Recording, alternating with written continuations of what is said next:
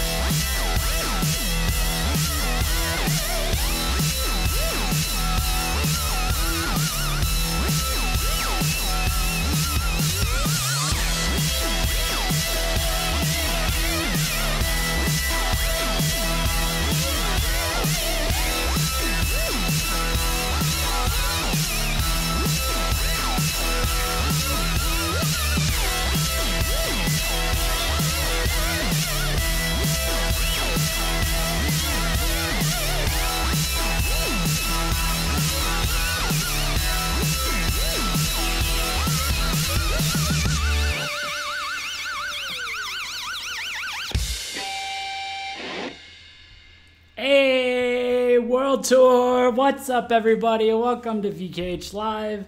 I'm your host, Jeff DeWitt, and with me tonight is Winona Peace. What's up, Winona? What's up, chat? What's up, everybody? Are you there, Winona? Yeah, I thought I unmuted myself. Oh. Hey, what's up, guys? Hey, Hope what's going on? What's going on? How's everybody doing? So we're here to talk about Duran Gray. No, I'm just kidding. Yeah. So Gazette stream. We finally. I had a hunch. Didn't you have a hunch that like they were going to announce something for 2019? Let's just start with that. I had the hunch, man. Like, I really felt like something was going to go down. Like, they were just touring, like, too... much? Yeah. Like, they were getting it, like, all out of the way. I guess is how you would describe it. But I don't know.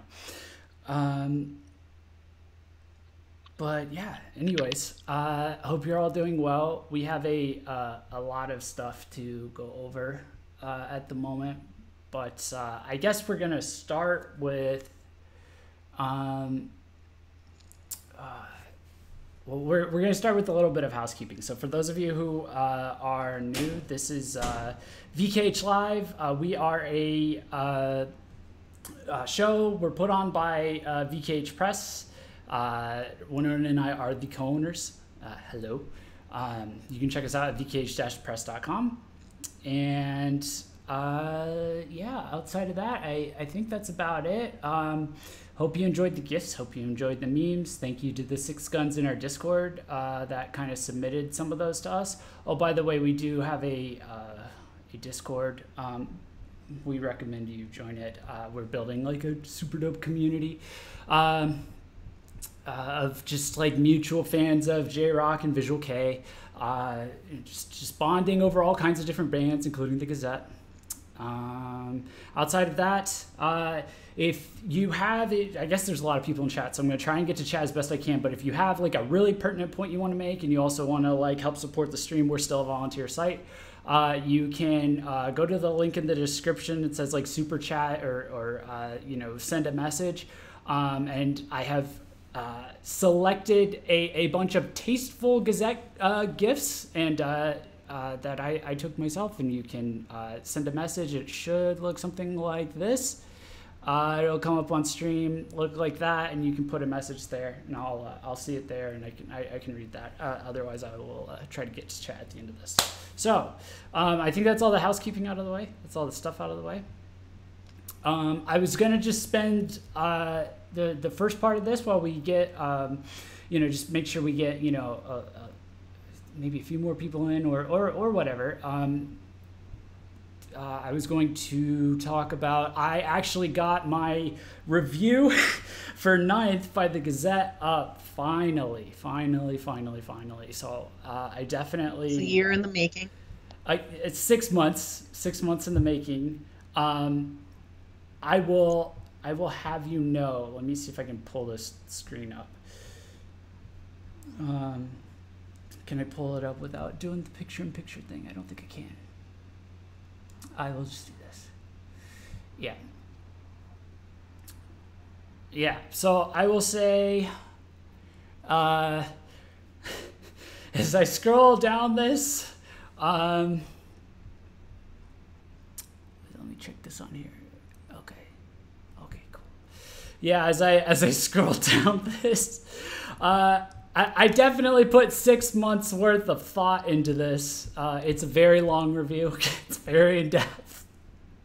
I did my best. I just had a lot to say about it. I kind of took the position of I really felt like this was them capturing lightning in a bottle for the first time, really.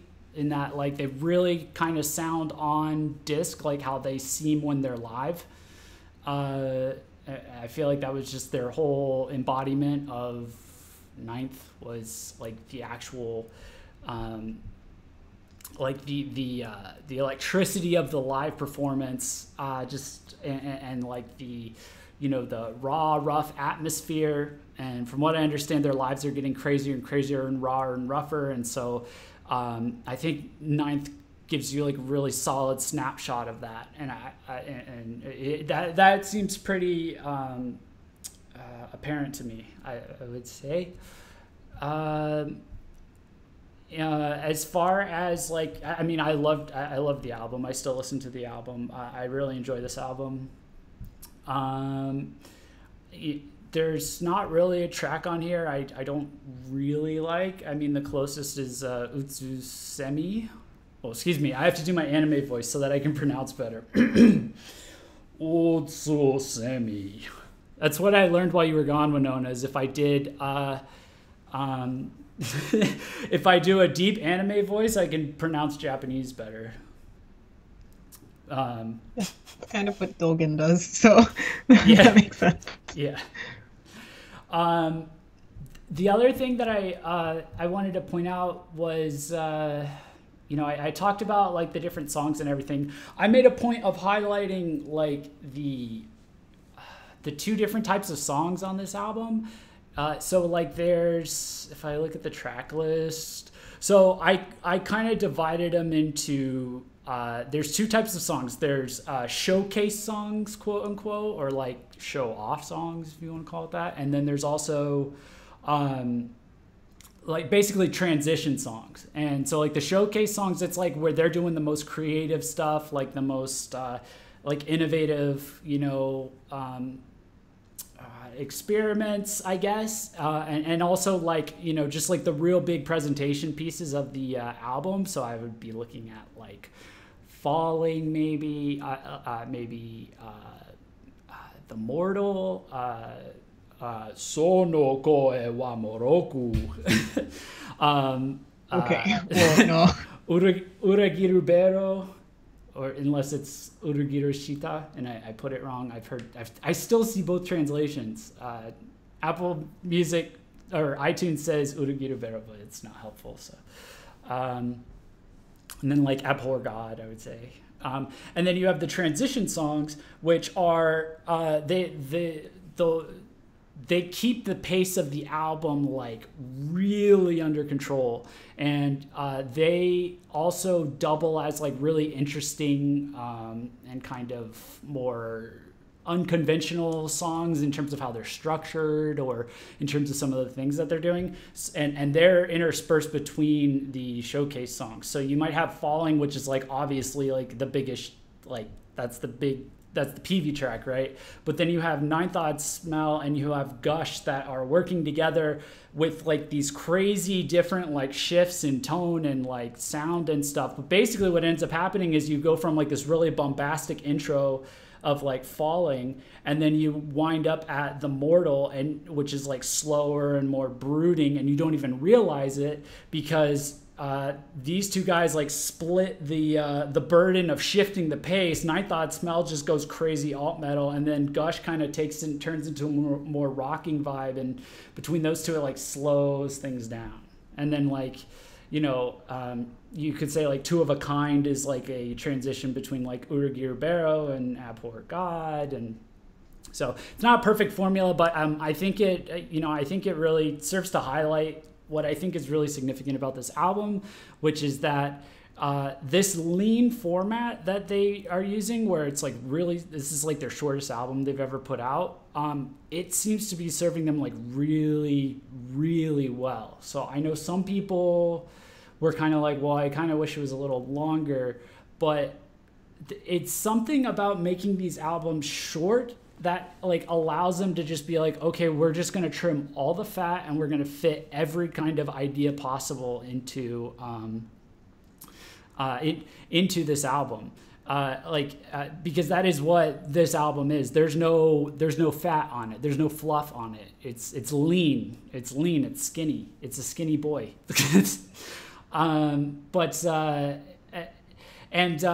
The only way this works with like a sound this raw is if you have the pacing like completely under control. So you can tell that they were very careful about like what songs went where and like how the actual pacing of the album. So I talk a lot about like the pacing and how things shift, and I mean they're pulling off some kind of impressive stuff if you like stop and think about like what's going on with the pacing, because you will listen through this album and you'll be like, I listened through the whole album. But then if you go through individually track by track, there's like crazy differences between these tracks. You start off with Falling, you're on alt metal. You get to the midway point with Sono koe wa moroku. That's borderline alt rock. They couldn't do that in Dogma. They couldn't do this like a couple years ago. So my point is that I think this format, and I said this at the end of the paragraph, like the very last paragraph, I made like a special extra final thought thing. I think this format is like going to be key to like modernizing Visual Kei, if not rock music in general, because it's cut out all the bullshit and it's like put this, it's like the band is now in a position where it's just small enough that they can like expand out and just like fill it with like every idea that they had. And the Gazette is actually not the only band that's done this year. 2 months after Ninth came out, LMC dropped Future Sensation, And it's, I mean, as far as I'm concerned, it's like far and away the best album they've ever put out. Like, it's just a massive improvement. And they were already a great band, but they follow a very similar format to what the Gazette is following. Just completely different music. Obviously, they're Osharike. But it's a very lean album. It's very, it's short amount of tracks, short runtime, similar length to Ninth. And then they are having tight control over the pacing of the album and simultaneously experimenting, filling like every second of that album with as much experimental stuff as possible. They just experiment with more dancey stuff, more alt rock, pop rock, that kind of stuff. And then the Gazette's kind of on the heavier side here. But so that's two bands that have done this with smashing success. So I really don't think we should overlook, exactly what's going on here with this structure. Because this felt like 2019 to me. Like the way this album was structured, the way it flows, it makes sense, the way they were able to pack so much into it, the way they were able to make such a raw, crazy album, but they just had such like the perfect tight constraints on it that it never went off the rails. It never, it just like nothing too out of control happens. I think this is kind of, I want to see this more. I want to see this more in other bands in general. It's not even necessarily about Visual K at this point. So, but yeah, I don't know. Do you have any thoughts, Winona?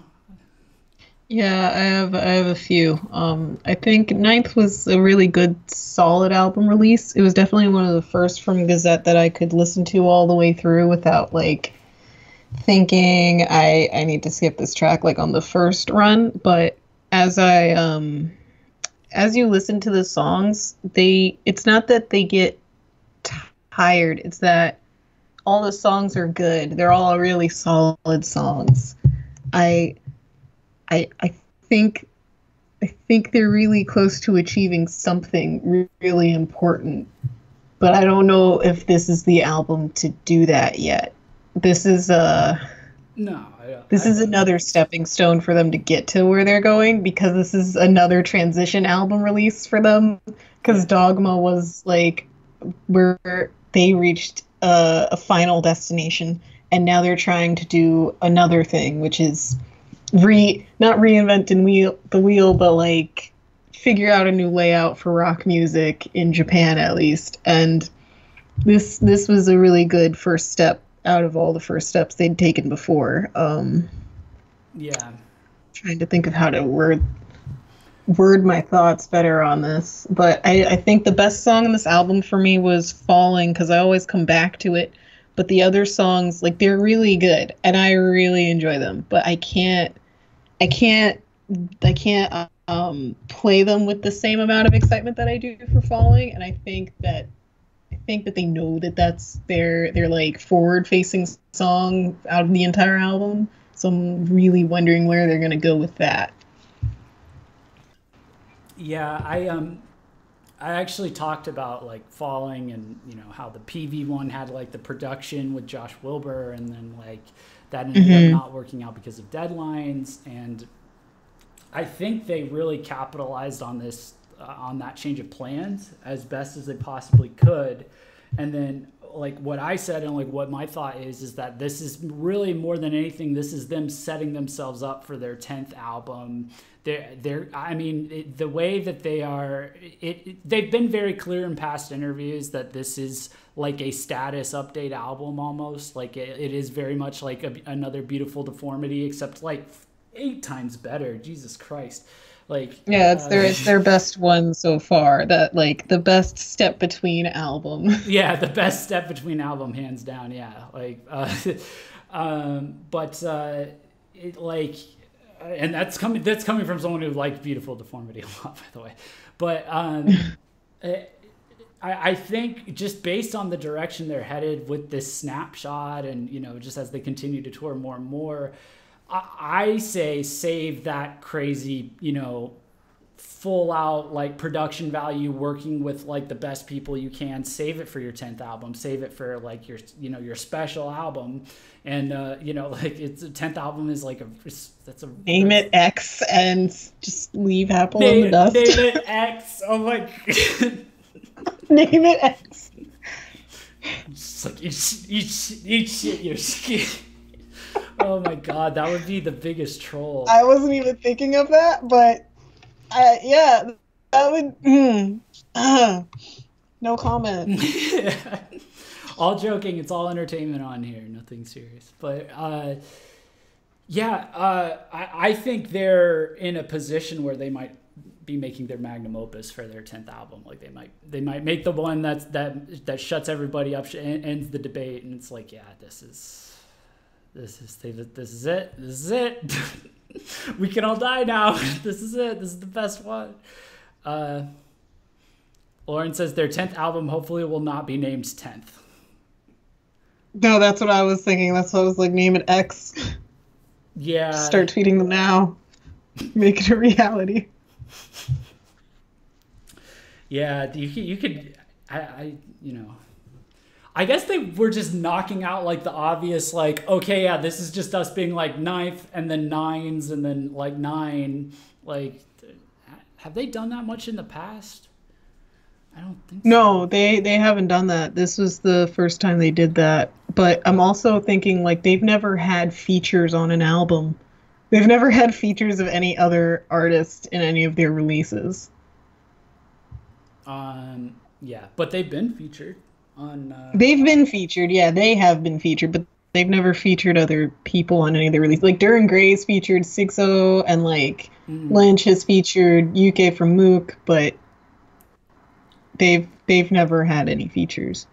They're holding out for Corey Taylor, I think, from Slipknot. No, they're probably just like, we can do it on our own. Double platinum, no features.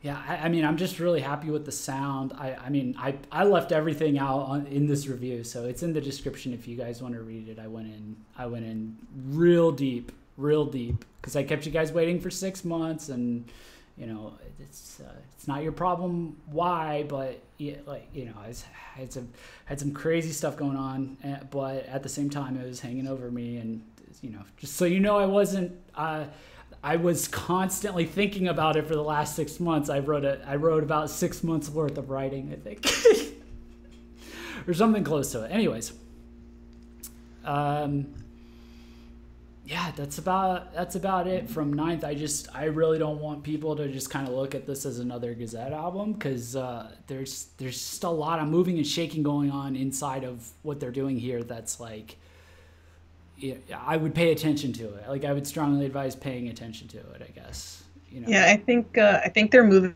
towards their showcase album. They haven't had it yet, but they're really moving toward it. Yeah, I think so. I think it's going to be. It's already so good. I mean, we've already had Slipknot come back and make a song. It doesn't really measure up that much to this. It's more nostalgia than anything else. Like, if I'm being honest, because people are like, oh, well, they're kind of sounding like Slipknot. And I'm like, okay, well, again, just like when people say they sound like Duran Gray, it's like, well, Slipknot doesn't sound like Slipknot anymore. Duran Gray doesn't sound like Duran Gray anymore. They definitely don't. Like, so, but also, like, also when Five the Gray chapter came out, Jeff was like, don't they sound like sped up GazettE? Yeah, that was crazy. That was crazy because the -1 sounded like a sped up version of Psychopath from the Gazette's Toxic album. And I was like, what's going on? But then, like, you go far back enough, and like Akai One Piece by the Gazette sounds like a slowed down version of Eeyore by 1999 Slipknot. So it's like, yeah, and you can't forget that the GazettE was in what's it called? Gazette, the Slipknot's Knotfest. They were in Knotfest Japan, so like, yeah, not on a small stage. It's not like those two don't interact. Yeah. So, but yeah, I think that's enough talk about 9th. I know it's old news for everybody, but I did get the review out, and I do think we need to just keep more eyes on like what they're doing in regards to like how Ninth is panning out, and similarly keeping eyes on what LMC is doing in regards to how their album Future Sensation is panning out. Because I don't know if there's other bands that have figured this out to a certain degree. I don't know what, like, I would imagine a band like Mook would figure this out next. They're kind of due for some releases, I think. But I just this feels like 2019. This doesn't feel like this feels like solving the problem of being stuck in 2013 as a visual K scene and jumping to 2019. That's like what I've looked at. I was like, these two albums feel like the modernization of visual K. And when you modernize visual K, it just puts them out ahead of everybody. Like we saw it happen like literally in 2013, like when they jumped out ahead of everybody else. And, the Gazette was experimenting with a lot of dubstep back then. They were outdoing, like, in my opinion, they were outdoing like Korn, like when they were doing their Path of Totality album with all the best DJs they could find. And then it's like, the Gazette and other major bands at the time are just like, just waltzing by them, like figuring out how to do electronic music, blended with rock better. I feel like this, but then like we all got stuck there kind of for the last several years. Because we've had multiple artists on here, like, to interview, like Shola and Seike, and they all say the same thing, which is that VK is like all sounding the same now, and it's all kind of stuck in a few years ago. So this does not feel like that whatsoever. So yeah, I guess that's my impassioned plea, or my impassioned statement. Or whatnot. So we can move on to the world tour now. That's what everyone's here for. No. Yeah, basically. Okay, so let me see. Let's see what I got here. This is our website, by the way, vkh-press.com. You should check it out. It's nice. A cool place. Okay, yeah. Gazette announces 2019 world tour. Oh man, so where should we start? Let's see how there's a lot to talk about. There's like a huge amount to talk about. There's a lot to vamp on here. They're coming back.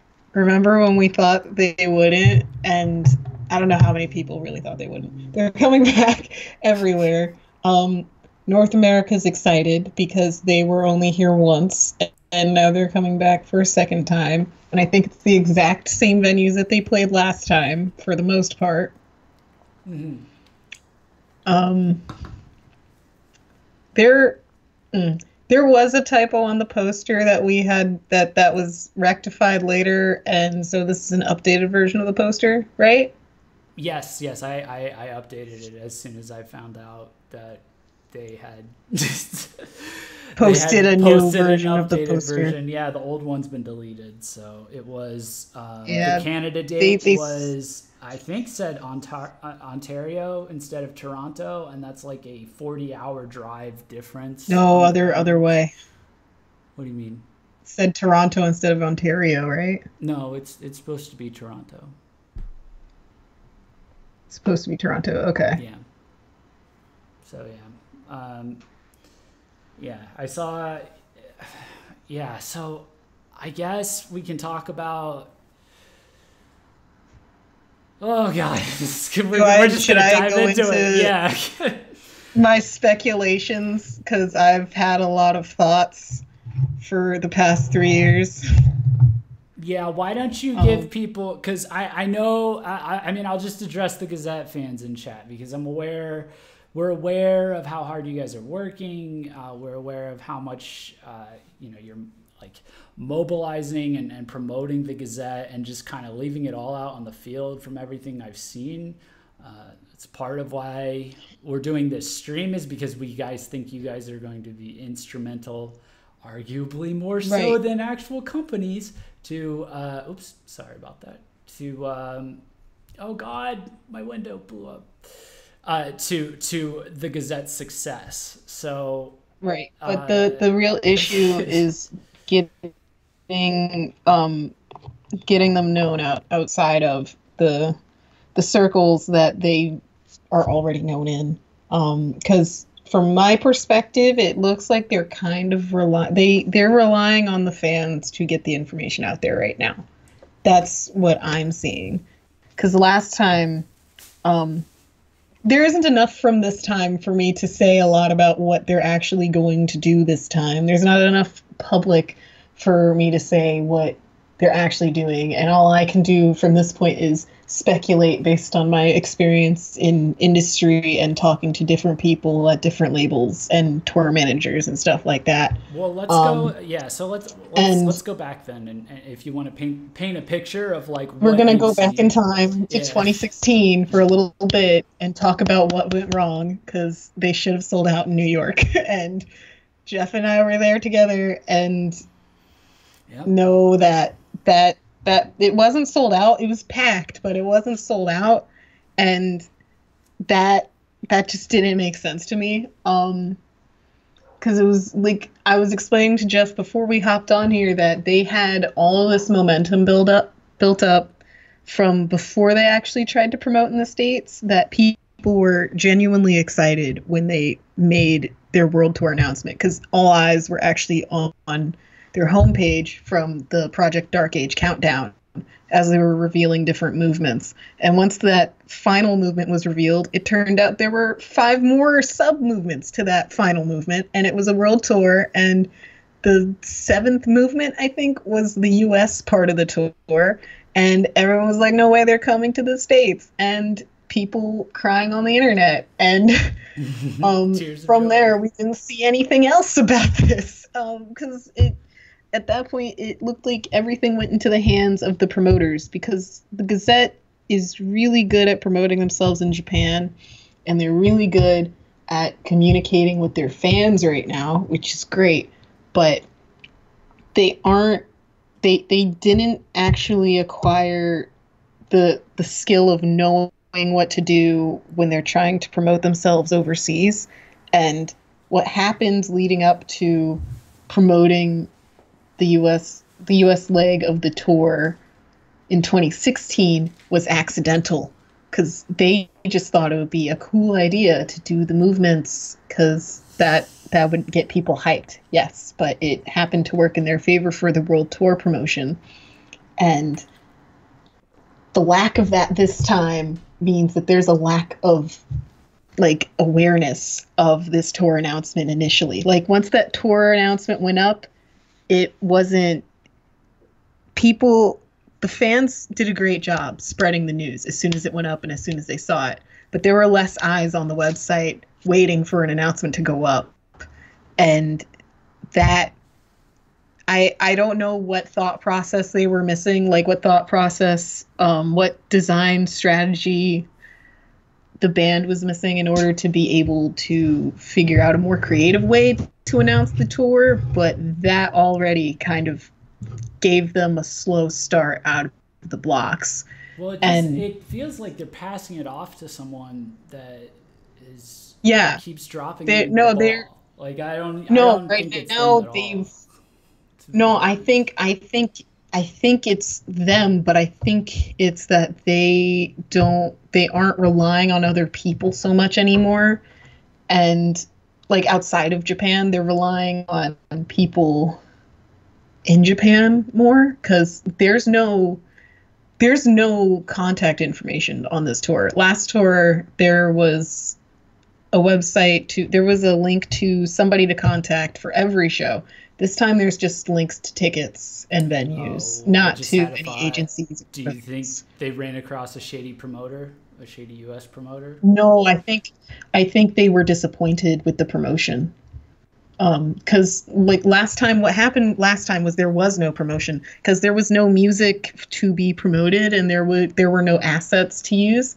Because when an artist of their caliber needs to use their images for tour promotion, that has to be established in contract with the photographer, because those images are copywritten to that photographer. It's licensed to them.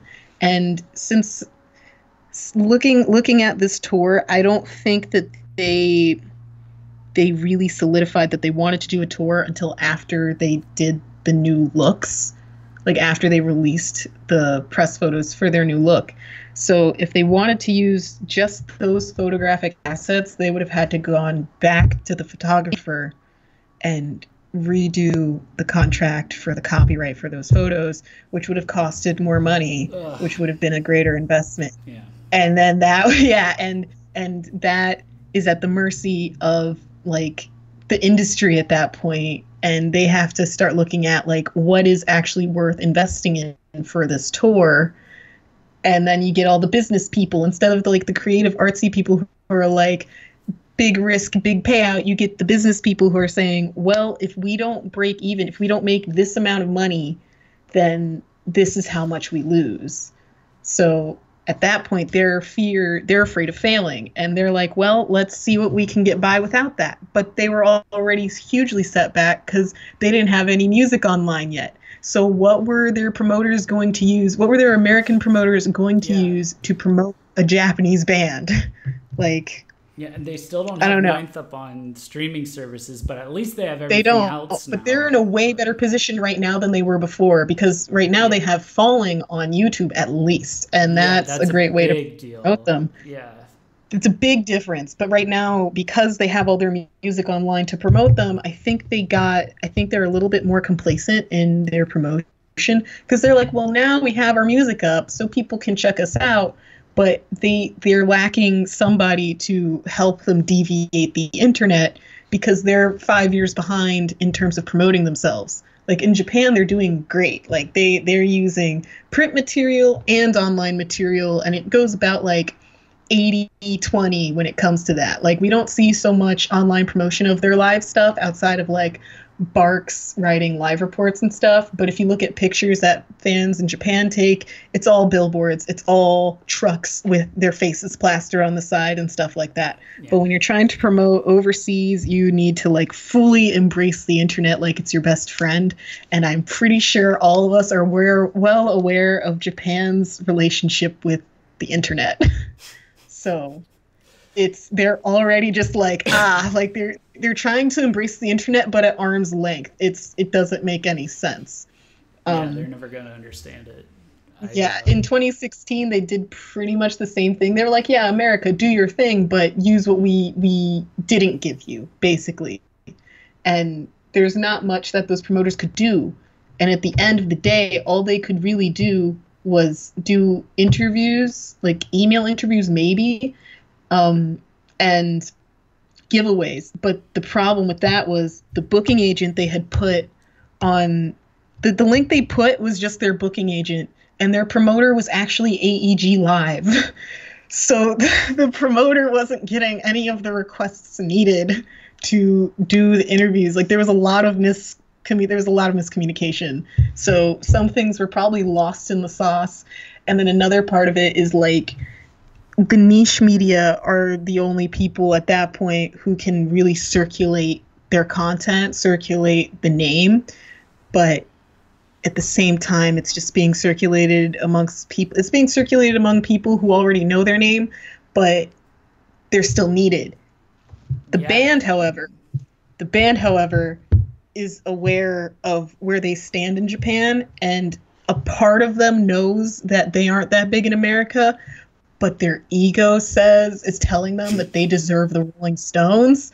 So they think that they deserve the Rolling Stones, and anyone else is below that, like that they're not worth it. So when it comes to like they aren't willing to go out and ask other media to cover them because that's below them. And then our like promoters like AEG Live are thinking pretty much the same thing.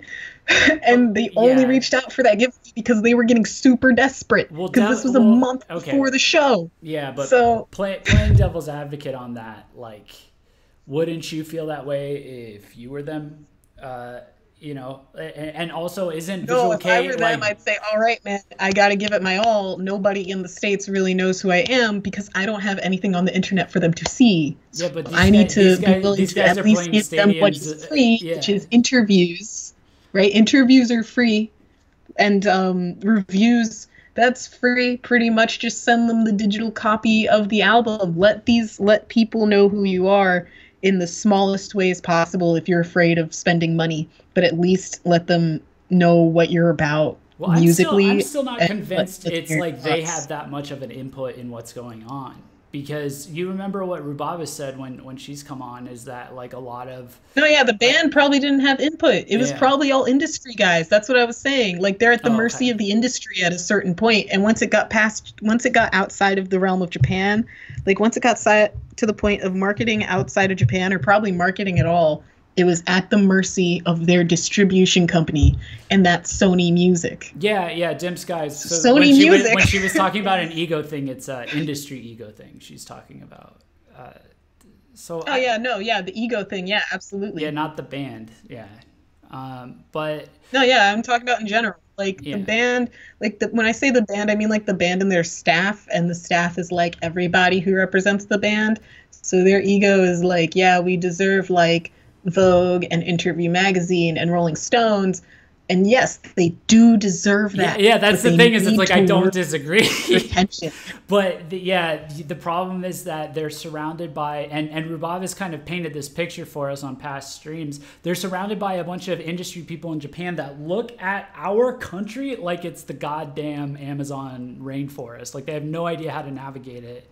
They're intimidated as, they're super intimidated. They have no idea where to start. It's like 50 states. Yeah. You know, Yeah, and that's what I was saying before. yeah. Like they hired promoters, American promoters, to do the job for them because they don't know how to deal with it. But they hired these people and didn't give them any assets to use in promoting them. Oh, okay. Yeah. Yeah, because they need to promote It's all outside of so Japan. They need to messy. put that in the contract for the licensing of their images, Yeah. and they probably didn't.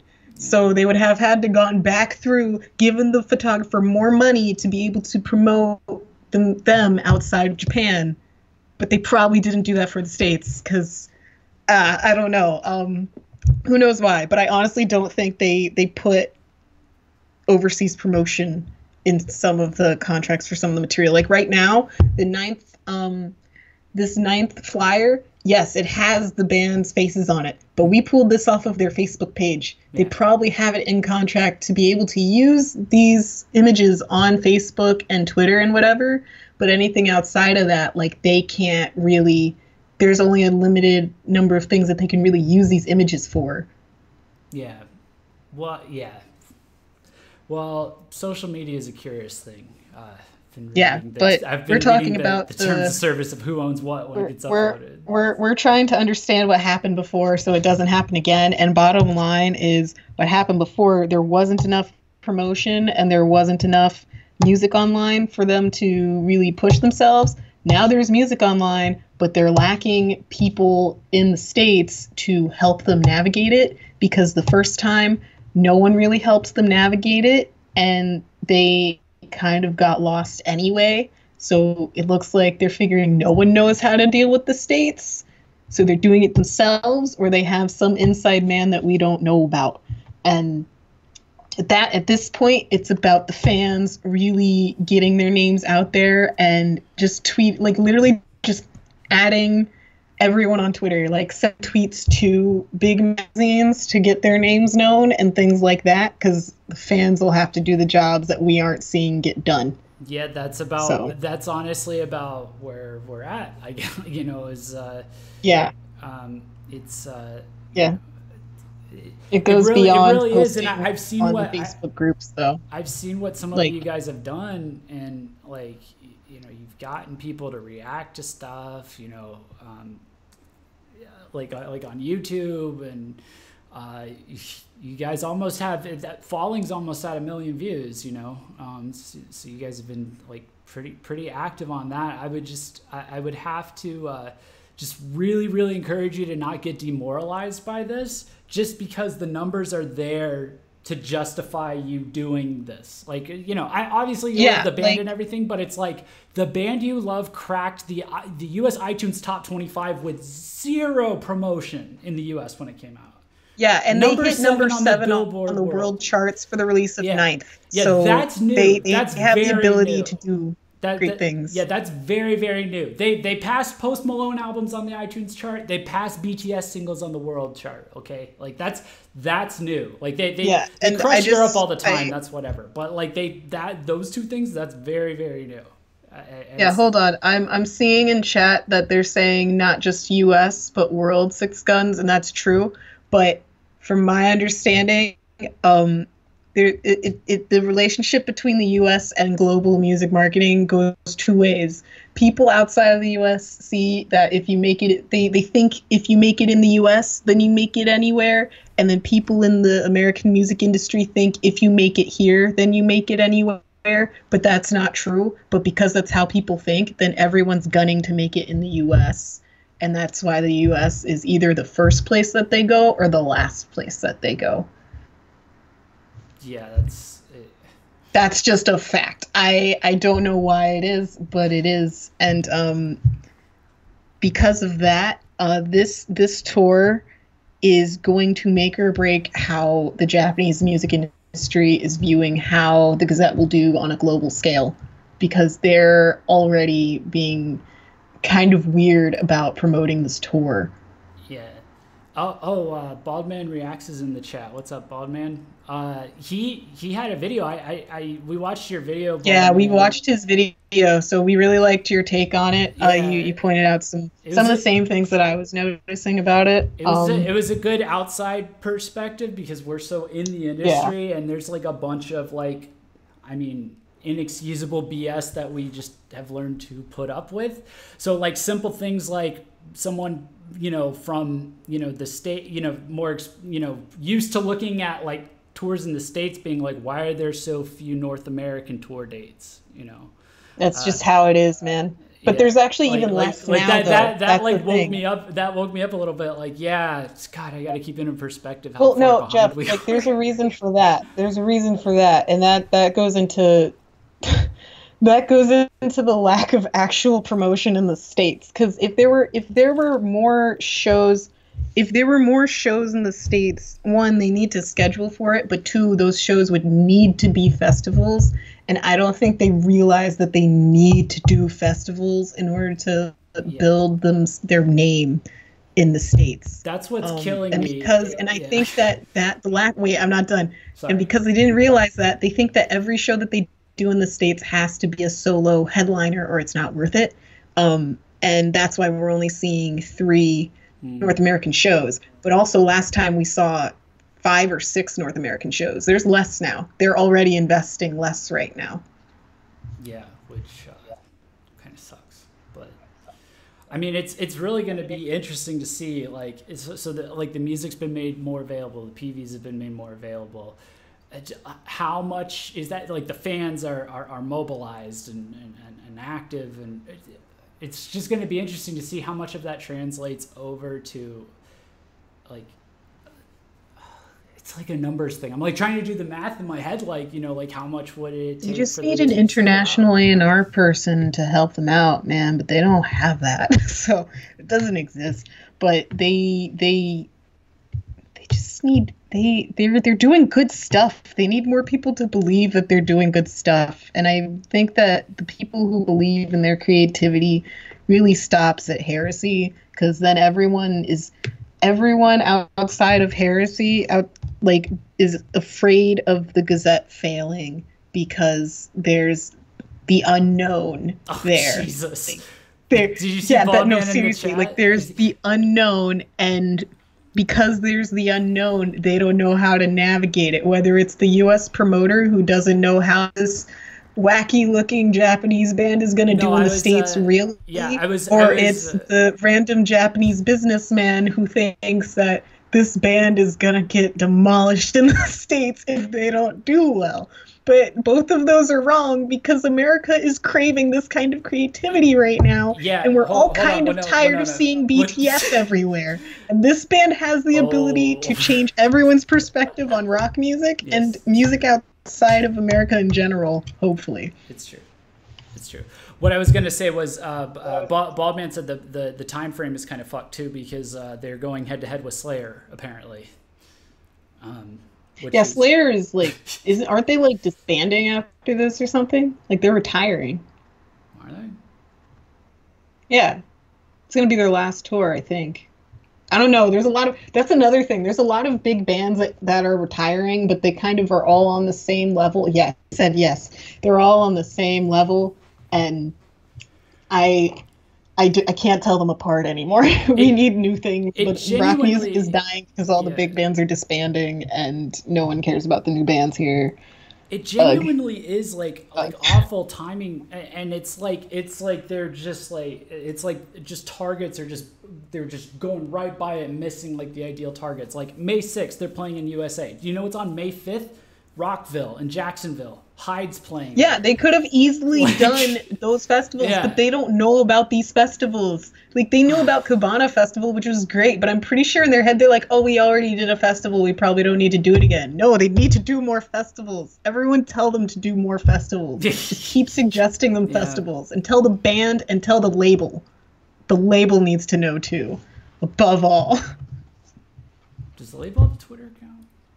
Aren't they there? Yeah, Sony. Sony Music is their distributor, and I think Sony Music is like, they're not directly handling this tour, but they're playing some kind of cards in it.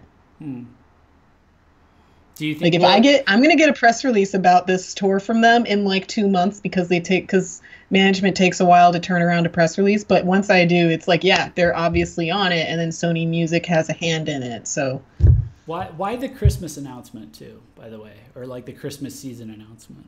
Probably a Christmas present, because all the tweets were saying this is a little early Christmas present from us to you. So then, do you think this is just like technically like their actual promo stuff is going to start rolling out late January, early February for this stuff? I don't know. Honestly, they should have started promoting the tour without actually promoting the tour. They should have done it with some kind of countdown because, like, it's a world tour. It should have had a bigger announcement made. But at this point, with these flyers and with some small events being made, I think the most we're going to see are maybe Facebook posts and some sponsored ads. I'm hoping those sponsored ads are more than just their logo everywhere, because last time the sponsored ads were just their logo in a video, and that told people nothing about what it was for. So yeah, I don't know, just judging by the last time, there wasn't a lot there aside from the big countdown from Project Dark Age. So I'm genuinely concerned about what is going to happen if I'm already seeing less than there was last time. Yeah, I on the one hand, like I totally like understand that. It's just on the other hand, like the numbers, that they're doing on their own now. I want to know exactly where that's coming from. Like how do you go from ninth entering like the top 25 on iTunes, and they're awesome. They're good. They have fans and they're spread out everywhere, so and they know that. But they don't slow burn. Like they know that they're good on a global scale. They don't. They themselves as a band know they're good on a global scale. Mm-hmm. Whoever is marketing them doesn't think that they are good in the U.S. and therefore they are good overseas. That's what the person marketing them thinks. Because everyone, I'm not kidding, everyone overseas thinks that the U.S. is the place to make it. And if you don't make it there, you have no future. So I don't know what to say. And then you have to look at like they're a rock band, and rock in the U.S. has a lot of problems. So because rock in the U.S. has a lot of problems, Like naturally people overseas think that rock has an issue in general, and it's not going to make it in the States. Like they probably think the Gazette is coming here to die, but really the Gazette is coming here to change things, but no one in Japan thinks that a Visual K band is going to be the one to do it because all of the government in Japan hates Visual K and wants it to just like go away. Like it's the emo music of Japan, so they're just like sweeping it under a rug. And the only bands that kind of like survived that are ex-Japan, kind of the Gazette, maybe Duran Gray. This is like in the eyes of the Japanese government, so... And Versailles, if they ever get back together, I guess. Yeah, no, they came back, but yeah, they like Versailles, but they're not like extreme VK. Like I don't know how to explain it. I just know that the Japanese government doesn't like Visual K. Like it's too extreme for them to want to market Japan. So it goes in part with Japan worrying that Visual K is an inaccurate representation of what Japan is, and this goes into the conversation of separate the art from the artist, and like which is okay, but also that's like, incredibly stupid if that's actually what they think. Like, okay, oh wait a minute, it is. the country. I told you what my experience is like trying to represent pop culture in Japan as part of a Visual K. Their website. Culture is built on subcultures. Like part of Visual K. Their culture is built on subcultures, and they're gonna freak out over a subculture. Are they gonna freak out over all the other?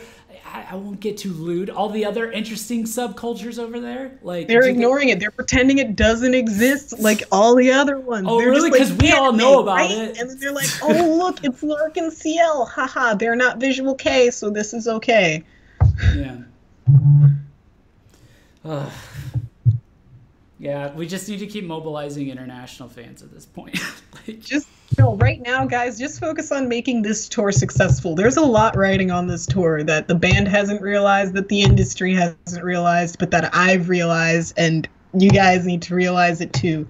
This tour is not a means to an end. It doesn't need to fail. It can be stupidly successful, but you guys got to do your part in making sure it's successful, and we've got to do our part to tell them that it can be super successful, and everyone needs to do their part in making this tour great. Because, like, the media also got a little bit lazy on the last tour. Maybe lazy's not the right word. I'm going to call it lazy. I'm going to call it lazy. You're going to call them lazy? Yeah, okay. I wrote a live report. Like, where was everybody else? There's a little known fact that the band tried to reach out for some email interviews, and just like, look at how many email interviews came out too. Like there should have been more than two. We did an email interview. Yeah, that's all I'm gonna say. The band asked. Yeah. To interview them. Yeah, I remember that. Just didn't do it. I remember that. I don't know what to say. Like the band was like prime email interviews. They didn't need to. They basically asked people to contact them the minute that they were putting links to their booking agent. Like, granted, that was probably their only U.S. contact, APA agency, and then APA probably brought on AEG Live because they usually work together. But either way, like, clearly this band wanted to do well, and they wanted to talk to people here. I will say I can give a pep talk because I've seen this in other places, before I came to VK. So, like the stuff we're talking about right now is just, it's part of that perpetual cycle that like a fledgling industry or, like a really like industry, it's either in decline or it's just in infancy, or what's the difference? You have like very little money, very little resources flowing through it. So one, it's going to be inefficient and slow, and two, it's going to be vulnerable to LARPers, like fake promoters, bad actors, that kind of stuff. And really, like you get into these certain cycles where you just have like you're gonna get like, you're going to run into a lot of problems until like a certain organization or a certain group of people like takes a stand and like does an unfair amount of work, like basically the fans are having to do right now. in order to you know, push out enough to make enough progress to you know, grow it enough to, you know, get on the map to a certain degree. Yeah. So Because like no, before that, before it was the fans, it was like no, it was always the fans. The fans always had to pick up like the pieces of what they had when it was so little and try and put it out there. Because like most of the sites that follow Visual K and J-Rock in general are fan run. Yeah. Like VKH was fan run before we decided we can do this for serious and like really get things out there, because being serious and professional about it is the best way to get more information out there and reach more people and therefore get more things done. But at the end of the day, we like VKH's origin was Visual K Heaven, and that was like the #1 Visual K blog through Google searches and things like that, and people found out more stuff, and it grew and grew. So like I don't know. so like those websites, like the like, okay, so we wrote a live report, we did you know, email interview, that kind of stuff. The other websites that don't, if you were to confront them about that, like, what would they say? They'd be like, hey, it's like, look, it's a volunteer-run website. You know, it's like I can only, you know, I'm only going to do so much. They're like, I'm doing what I can. I'm doing and what they are. I'm doing what I can. It's not enough. And then like if you go to like a you know, like a smaller promoter or something like that, you know, that you might know or be working with the band, and it's like, hey, what's going on? You know, like this. It's like, oh well, there's only like, you know, I can only, we're all underpaid, you know, we can only get so much. So really it's going to be an issue of who, you know, someone just finally being able to stick it out long enough. And our hypothesis is that you know, bringing the fans together and giving them support, you know, as a you know, and doing stuff like this means of getting things out there is like mobilizing the fans, because we are doing the most we can do is get this out to people who follow us, who are fans, and then we're hoping that the fans get this out there to more of the internet and also encourage the people in charge to do their job, because the music industry is supply and demand. Yeah, because and they will supply whatever you demand. So just keep demanding what you want and it will happen. Because right now is the best time for international music to just spread. Because BTS kind of started something amazing. While I am thoroughly irritated with the amount of BTS-like bands I see on the internet, I'm really surprised by the fact that I can go online and just see so much K-pop everywhere. Yeah. Whereas 10 years ago, this wouldn't have been likely at all.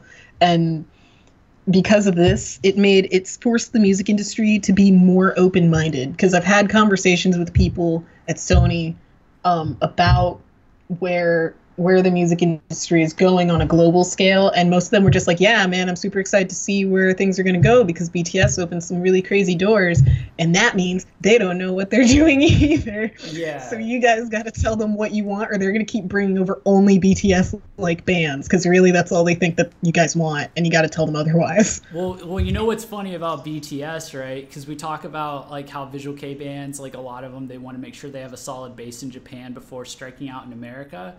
Or into, like, you know, getting into the States. BTS is the inverse. They are not popular over in South Korea. They at all. At all. Kinda now, but before not at all. But not really, because they sing about more mature, you know, uncouth bad boy kind of, you know, sex. kind of things.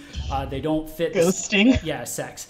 They one night stands. They don't fit the stereotype of like the, I don't know, like that, whatever you want to call EXO and, you know, the Vichy like boy band of Prince life. Yeah, and like, you know, being the smooth criminal dancers, you know, it's just like 11 people in a group, like that kind of stuff, and but they've achieved such massive success internationally because they had that edge. The internet. Yeah, and they embraced the internet. So it's like that is the case. And that's studies. So if you're gonna like try and figure out what else to do with like as a fan, I'm gonna like my default is gonna be like, well, let's go see what the BTS army is doing and see if we can jack some of their ideas. Pretty much, yeah, because the army is scary.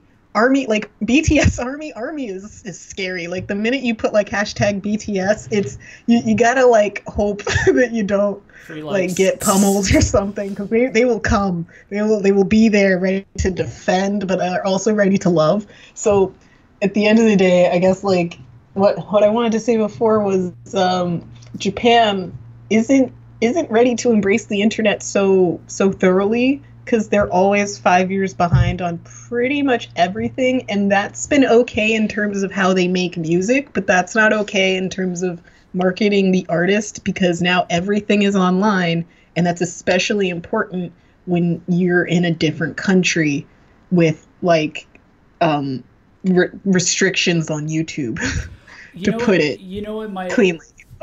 You know what my other thought is I wonder like how many indie artists finding success over here it's going to take for these larger bands, you know, to feel the pressure of maybe we're doing something wrong. Because how long has Acme been? Yeah, it's going to take a lot, because that starts from the top. Like you see like top artists who are just getting comfortable, and the big bands are getting comfortable, and the Gazette hasn't gotten comfortable, but they haven't quite figured it out. Yeah. But like look who's coming over. Like how long has Acme been a band? They're already over here. They already have a fan base. Their videos are, you know, doing well.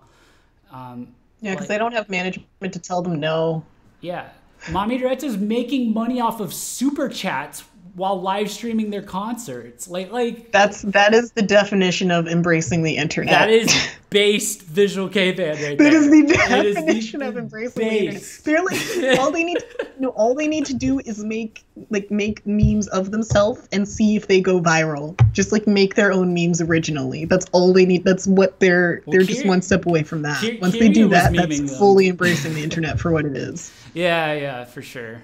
Because the industry is run by a bunch of old guys who don't understand youth culture, so they're afraid of youth culture, and therefore they're afraid of the internet. And if they're afraid of the internet, they're not going to embrace it. So they're going to say, let's wait. Let's like see how this plays out. Or they don't do it until somebody says, no, dude, you need to do this. And the person who tells them that needs to do it is some like 30-year-old guy who's also 5 years behind and is like, yo, bro, this has been going on for 2 years. You got to do this, when really it's been going on for 5 years.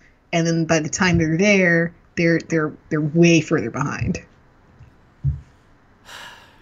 Yeah. Okay. So looking ahead, like, are there any specific goals, any specific long-term, you know, kind of things we want to set for this specific tour? I mean, for us, obviously, it would be timely streams and you know. News. For them, for the fans, they just need to make the Gazette go viral. Like literally just make the Gazette go viral. Make I think the goal in the next like 4 months is to make something about the Gazette trend on Twitter. I don't think that's impossible. I think you know what you could do? You can make the ugly PV go viral. This is some maybe not shit. The ugly PV. No, maybe definitely that. Dude, all press is good press. Maybe the fallen PV, because that's relevant to who they are now, and that's true. That's the image that they're using to promote themselves. But just try to literally do anything. Literally do whatever you can to make the Gazette go viral. Make memes if you have to. Like we're not gonna make the memes, but if you guys make the memes. Like that's not our fault.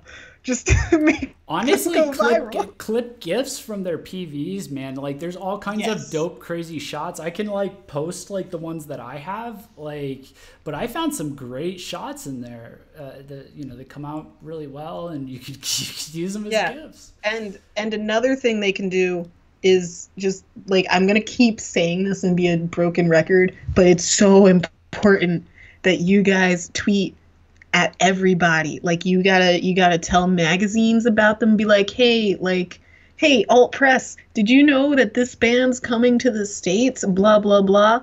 Or like, hey, Rolling Stone, did you know this band is coming to the States? Tell them what they did. Vogue, everybody, message them on Facebook, spam them until they can't ignore them anymore. And then somewhere you see an article written up about the Gazette, and then you know you did that. and also tweet at Sony Music, because the Gazette's distributor is Sony Music Entertainment Japan, and they're like not connected to Sony Music Global. But if you at Sony Music, they're gonna like work with Sony Music Entertainment Japan more closely because they're in the same office. And there's no reason why they shouldn't. It really does feel like it's a waiting game, right? Because like if we go to YouTube, right? So Mac Ryan Mac started, and also at Sony Music Entertainment Japan. Yeah. So like Mac Ryan Mac, right? Like you remember when he had like 5,000 subscribers or whatever? This guy over here's got 52,000 subscribers now, right? So like there, all these other reaction channels you guys are planting seeds in like super early on. Now all of his content is about that. Yeah, because the global demand is building and it's paying off amazingly. Like we're seeing Asian artists all over the internet without us having to go through epic Google searches, and everyone's talking about BTS, unfortunately, but it's helping. It's building people's curiosity for more music out there, and we're on our way to a truly globalized music market, but we're not there yet. And that's where the Gazette is hitting some obstacles. They're hitting some hurdles because they aren't sure how to navigate a world where everything is so disjointed. Yeah, I mean, I'm just like, well, like who's going to be, what's the threat is what I'm trying to figure out. Like who's the competition? I don't, Linkin Park's gone, right? Like, someone's got to fill. Garugamesh disbanded, and Linkin Park is pretty much on an indefinite hiatus. Slipknot's around, but it's more like they come back to generate buzz and keep the metal industry like hyped up. I think Slipknot is doing what Duran Gray is doing right now. Don't kill me. And that's that's come back and release something to keep things going and inspire people, and then everybody goes back to do their own projects. Like Corey Taylor has like 3 projects or something like that. Yeah, I follow. Everyone's happy. Like it lets people know that they're still alive. Well, I genuinely think that at this point their greater contribution isn't even their album, it's the Knotfest that they do. Like when they come back. It's like that's a huge deal. Like that's it draws a ton of attention. Like, and they'll hit up every festival. It's not just Knotfest. It's like all their festival work that they do. It's just like they. Well, they also take Knotfest like everywhere because it's not just the U.S. More and more. They actually take that production level and go everywhere, and that's what the Gazette needs to do: take their production from Japan and go everywhere, or have one epic show, have 2 epic shows in the States, one in New York, one in L.A., and then hit all the little festivals in between. With not so much big production, and then people are super wowed in New York and LA, and then, they just leave a trail of who they are everywhere else. Just some breadcrumbs. Oh my God, can you imagine how fast they might get invited somewhere pretty lit if they just put some live clips from like a recent DVD up, like. That would be really cool. They did put a DVD out, but I don't know. No, I mean for free on YouTube. Like that's what I'm saying. Like all they would need to do is clip some stuff out of that DVD together. Put 13 Stairs, the 13 Stairs live performance up. Watch how fast people, like flip out. Take small clips of their best performances and mash them together. Yeah, that too. It's like 30 seconds of the best moments. The presentation is objectively like really impressive, and people and they're letting people keep YouTube videos up if they unofficially upload them. I'm seeing what's going on. Sony's just monetizing it with ads, but they're getting smart about it. It's not coming from an official source, so it's always going to be like I don't know. Like it's like I'm just thinking out there if there's a promoter out there or like an agent out there, like I don't know. No, I think what they realized is their music isn't available online, and because of that, they're accepting it. Like they don't have their music, like a lot of their older music on stream, and They're like, well, if people have uploaded illegal YouTubes of our older music, who says it's got to be illegal? And then they stopped making it illegal. And they put ads on it, and they make money off of the ads now. To promote themselves. They're getting smart about it, but no. I mean they monetized it for themselves, which is fine. Like, yeah, because so they're it's being not illegal reimbursed anymore. now. Yeah. But So. they're getting smart about it, but they haven't, like, it's a great way for people to search for them. They know how to overpower the search engine. When you search the Gazette, they come up now. But when it comes to getting people's attention on the timeline outside of who already follows them, that's where they're getting stuck. Because we've seen what happens when all their fans show up to a show, or like the people who follow them heavily. They have a lot of people who follow them pretty religiously, and it's fantastic. But I can't help but know that there's more people who would have just shown up to the show had they just seen what they're capable of.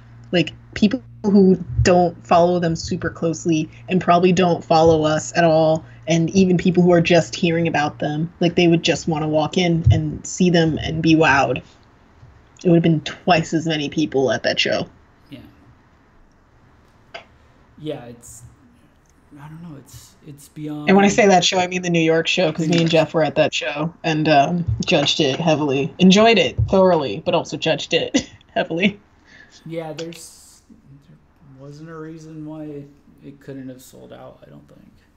It was in New York, man. New York City, if you know New York City, it is the fashion, business, music capital of the world. Everything entertainment except for movies comes out of New York. And the Gazette had everything that they needed to be marketable in New York. They had interesting fashion sense and crazy new sounding music that sounds super nostalgic but different, and just a great brand, great history. People in New York love big things with this awesome story behind it, and the Gazette has that, but it wasn't put out there and it wasn't properly utilized. It's like the promoters said, yeah, man, you're super marketable. We just need this, this, and this to put it out there. And that's where they got stopped. It didn't get pushed out there enough. Yeah. Kasaire says joint tour with Miyavi would be great because he's doing well. That's an interesting thought.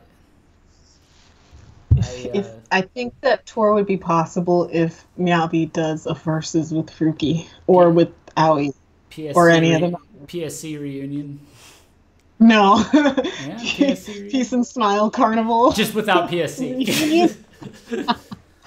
Yeah, just not PSC reunion. Just like get all the singers together. It'd be like a PSC therapy session. Ruki and Sho and Miyavi. No actual PSC. They're just all together. They're fam. Yeah. That would be hilarious. But yeah, it would be interesting if they did a tour with Miyavi. But right now, Miyavi's in a place where he can.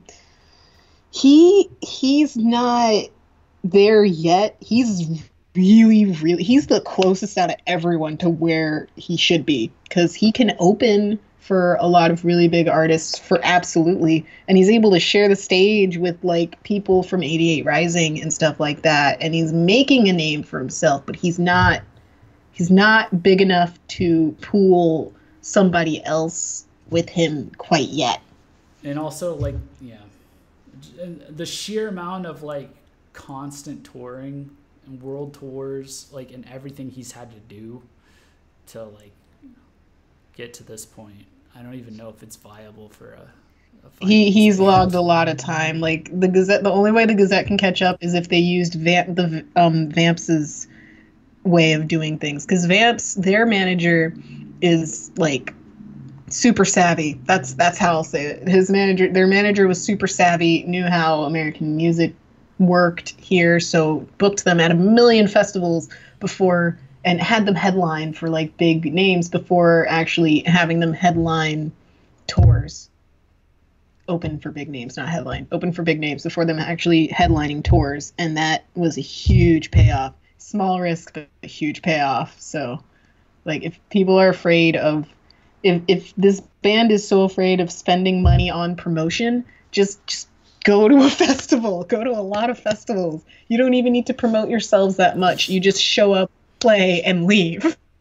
That's all you have to do. Yes, your stage presence is infinitely better by default. So yeah, watch and Hyde. Hyde's gonna blow presence. people out of the water, and he's the tiniest name on that fucking flyer. Like at Dude, he's the Rockville. last name on the last He's date. gonna blow people He's out at of the the water. bottom I've of the seen bottom. his performance. I mean, I've seen him perform live with Vans, but then I've seen like how he's improved since then. Like how he's upped the ante with his stage. I don't know his his sets and everything like that. Like I sure hope he brings a bunch of stuff over because I'm gonna try and get up there. His English has gotten better and his crowd interaction has improved and just a lot. His charisma on stage is a lot better, and I think that is one of the things that sets a Larkin Ciel apart from a lot of other really big bands in Japan, because they still have that stage presence, because Hyde still has his heart in an indie band, so to speak. So good for him, you know. Yeah, for sure.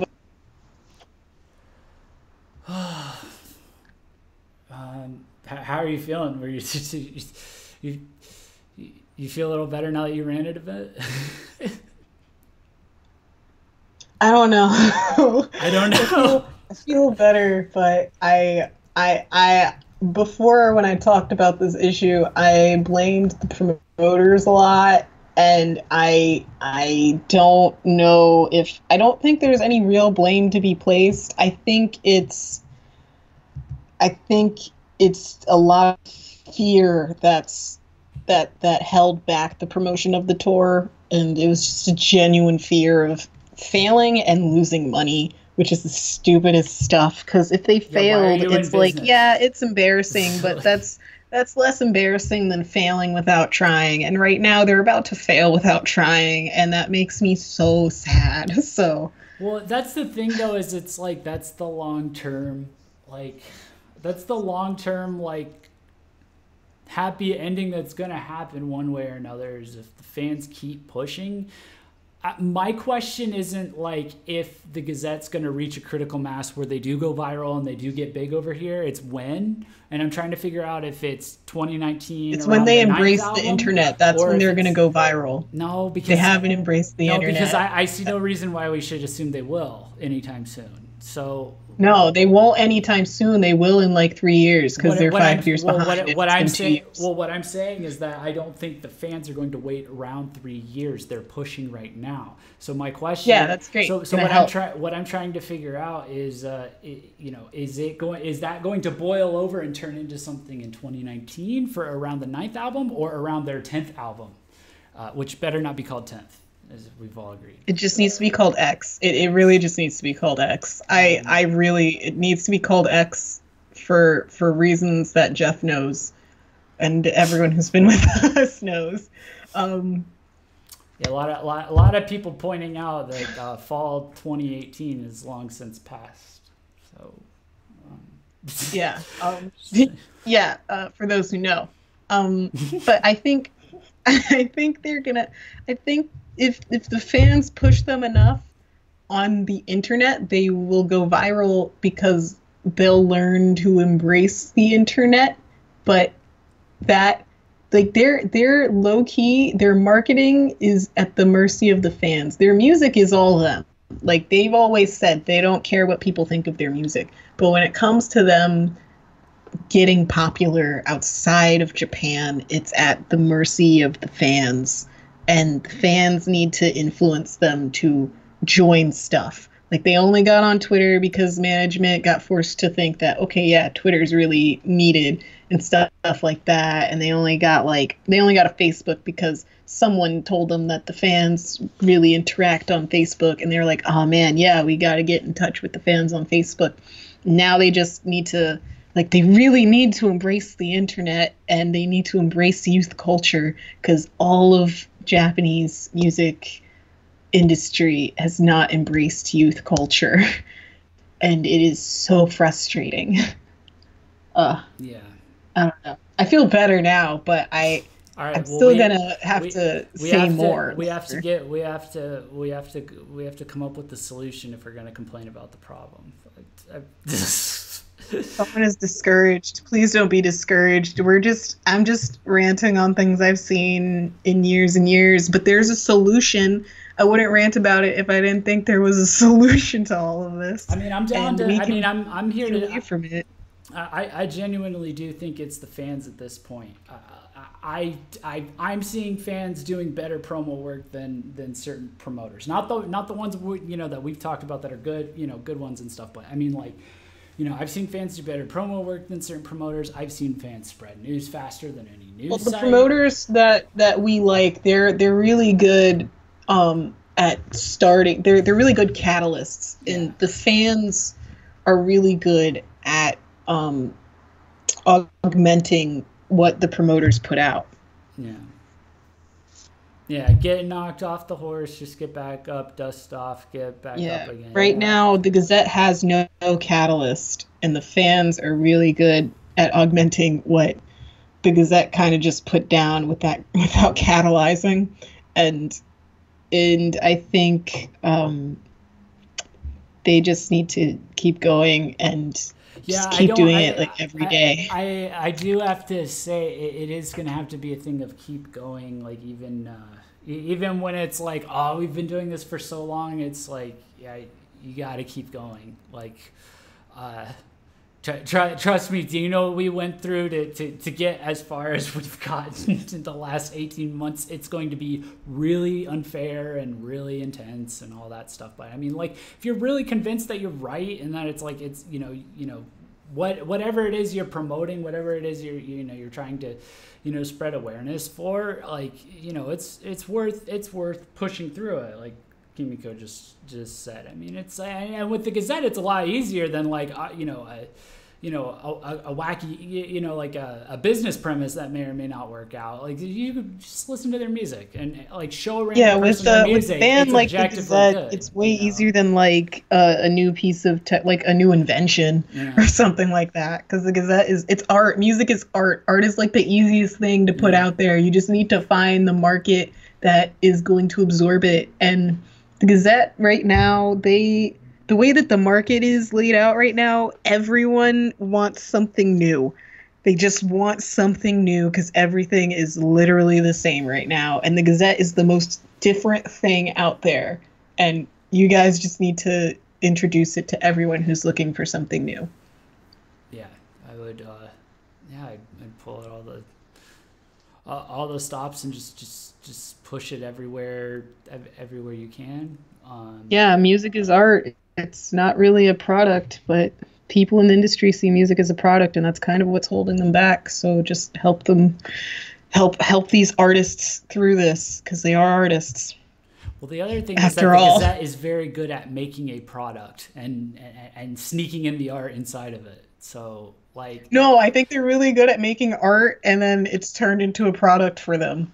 Yeah, well, yeah, but like... And then they made products, they made actual products on the side. Yeah, so, I mean, it's kind of a non-issue. You just have to keep, like, banging the drum until you hit a critical mass is, like, the thing. Like, it's really...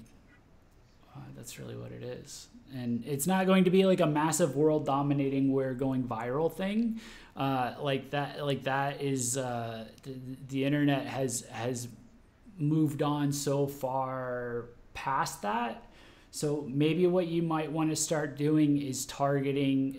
Maybe the fans can help with this. Like, maybe what you guys might start doing is targeting some of these sub communities on the internet that are now very, very large. Like, you guys remember how it was only a short while ago that Ryan Mac, YouTubers have their own communities, right? Like, he was like 5,000 subscribers like last year. Now he's at 52,000 subscribers. How big do you think the anime community is right now? Like, how many of them know about the Gazette? Do they know they wrote the intro to Black Butler, Shiver? Black Butler season 2 was Shiver, yeah. Yeah. Do they? The easiest way I've been able to literally describe Visual K to anyone is to be like, it's real life anime rock stars, and they're just immediately like, I'm interested, like especially if they have an anime background. So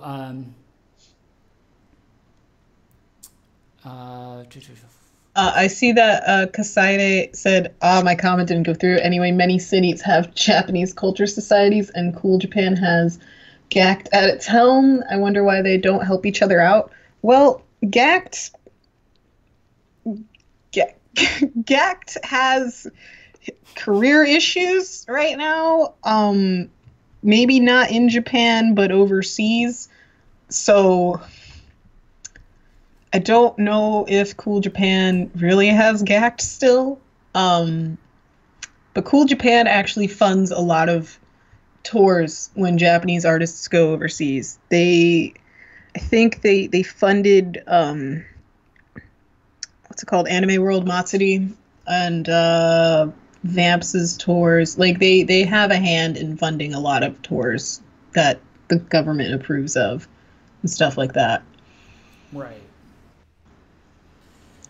Japanese culture societies, they could definitely promote the bands, though. That would be really interesting. Take the government out of all of it. Make it fun. That's always ideal. No, because Japanese culture societies, like, those are usually viewed as like, they're either like super fun for like anime clubs and stuff, or they're really, I don't want to say politically charged. That is not the right set of words at all, but like the lower end of that. And they don't focus so much on pop culture, but they're more traditional. So it's likely that the Japanese culture societies are very traditionalist and don't really focus on promoting the pop culture from Japan so much. Mm-hmm.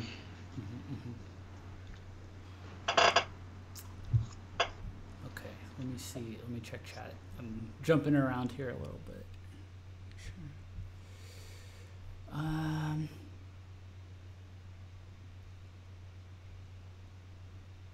Corinne did say, I think massively writing to mags like Loudwire or Rolling Stone could be good. Yeah, guys, I would genuinely encourage you. I know the Gazette people, they all have their own server, right? If you guys need help organizing, you can reach out.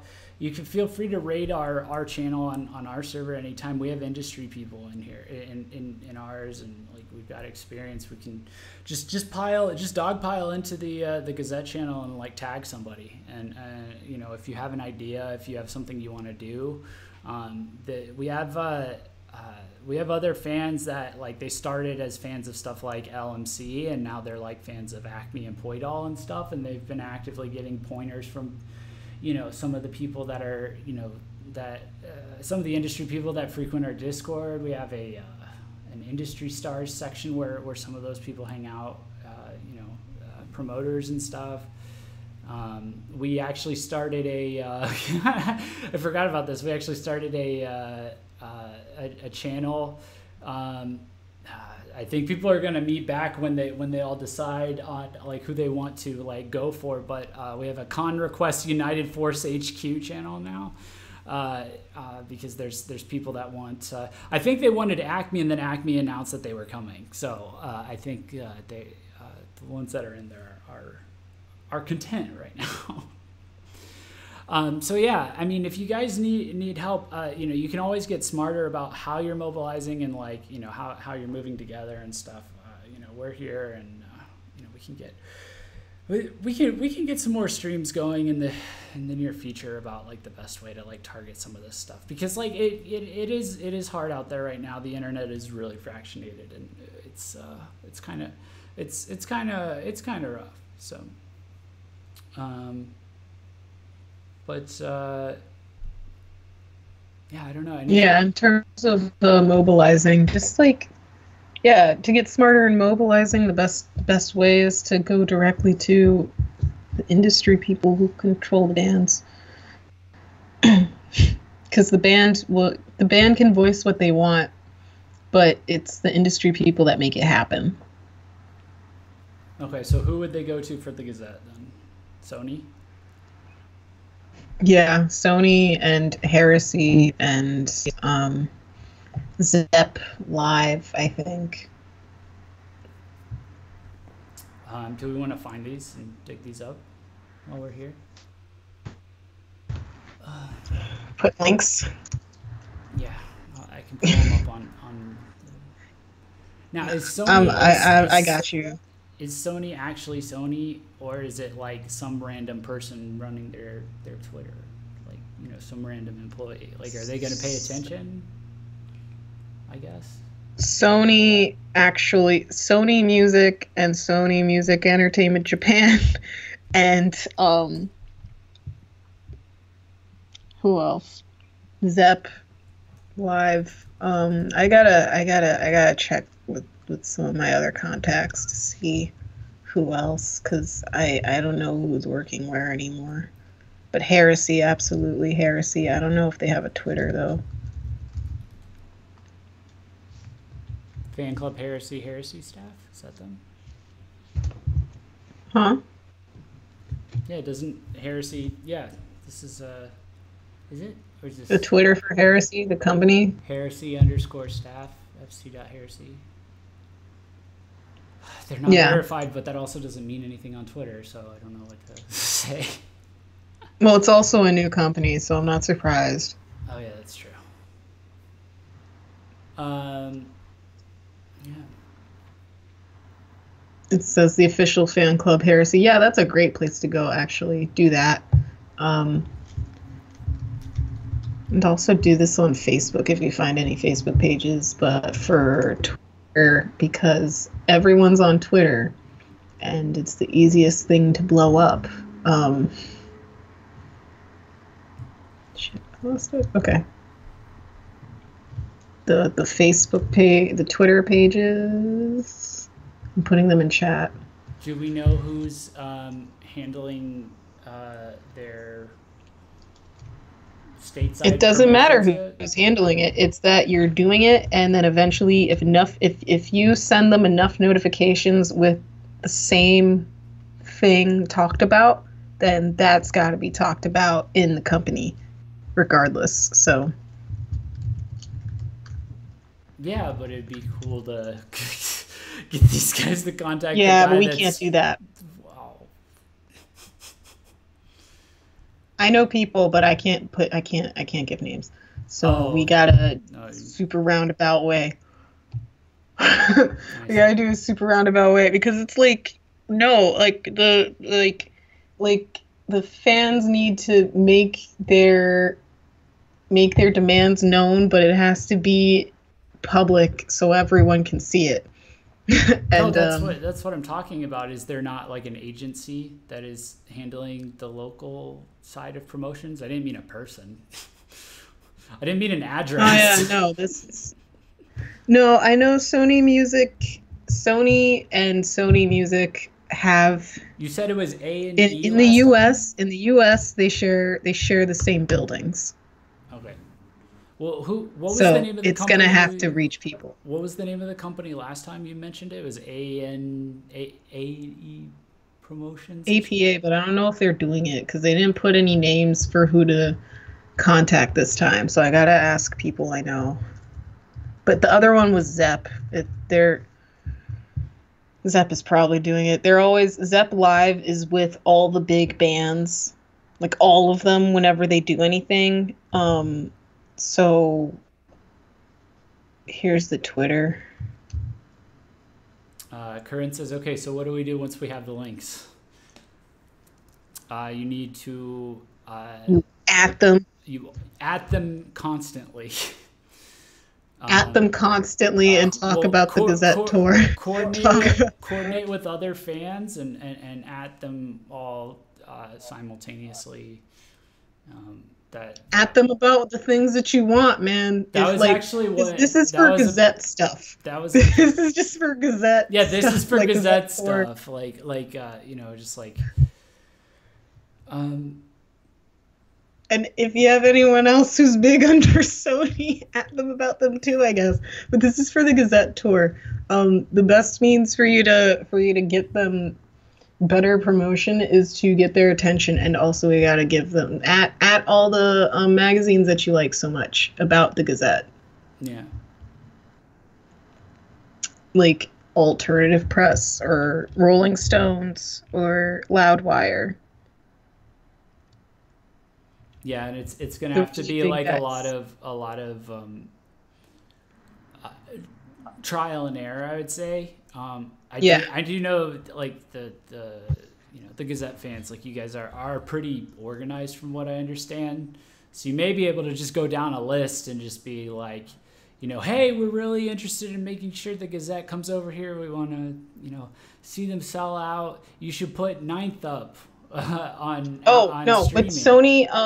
with Sony and that too, but with Sony and Zepp, you could be like, hey, like we want to see the Gazette in more cities in the States, blah blah blah. It'd be real cool if they played some festivals, like start suggesting festival names, all that stuff. That kind of thing will go over so well for them. But make sure you do your mobilization thing. That was something that promoters have mentioned in the past, is that when a bunch of people come at once, it's like they have to listen eventually. So make sure you guys are in contact with each other, and you guys all know who you're, so that you're not like wasting time and just like contacting 10 different people at once. Like pick someone and pick an organization.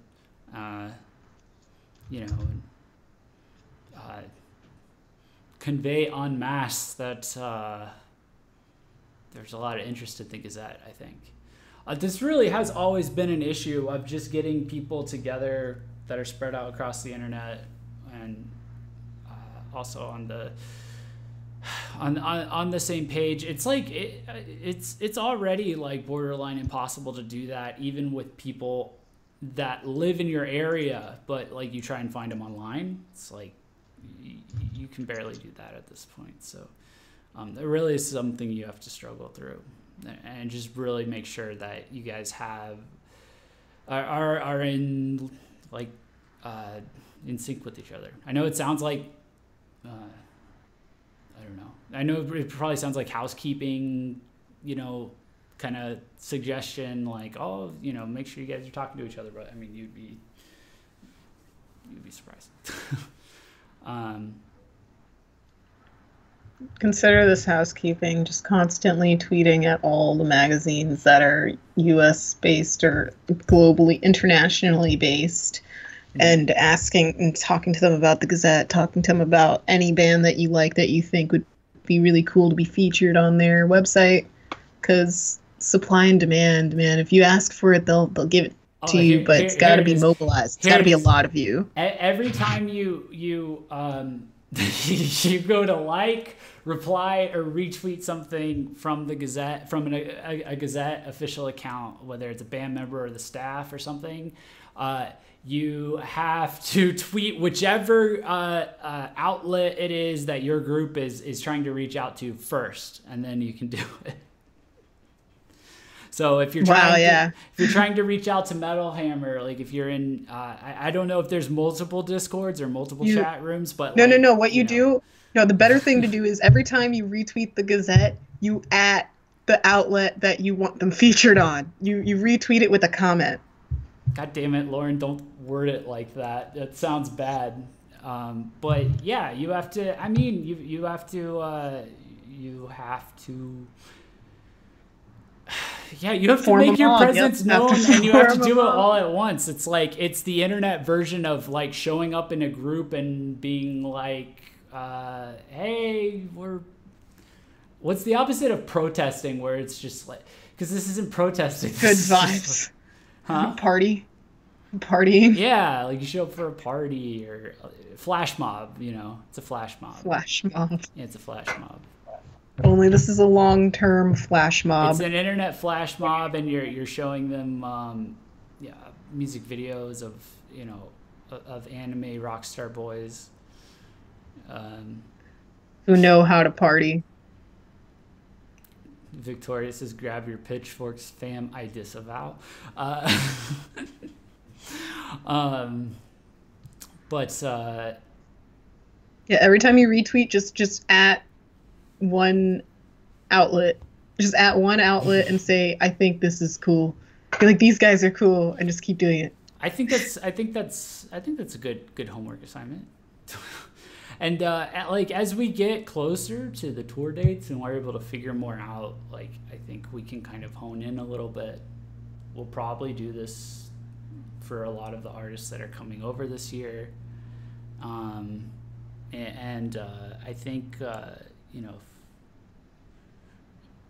if there's, you know, with the right amount of coordination and, you know, the right amount of coverage and stuff like that, we just need fans who don't give up, and we need press that don't give up. And the promoters, it's like if you get one of the good ones, then they're not going to give up anyway. But like I think if the fans don't give up and the news sites don't give up, like I think we'll be fine. So.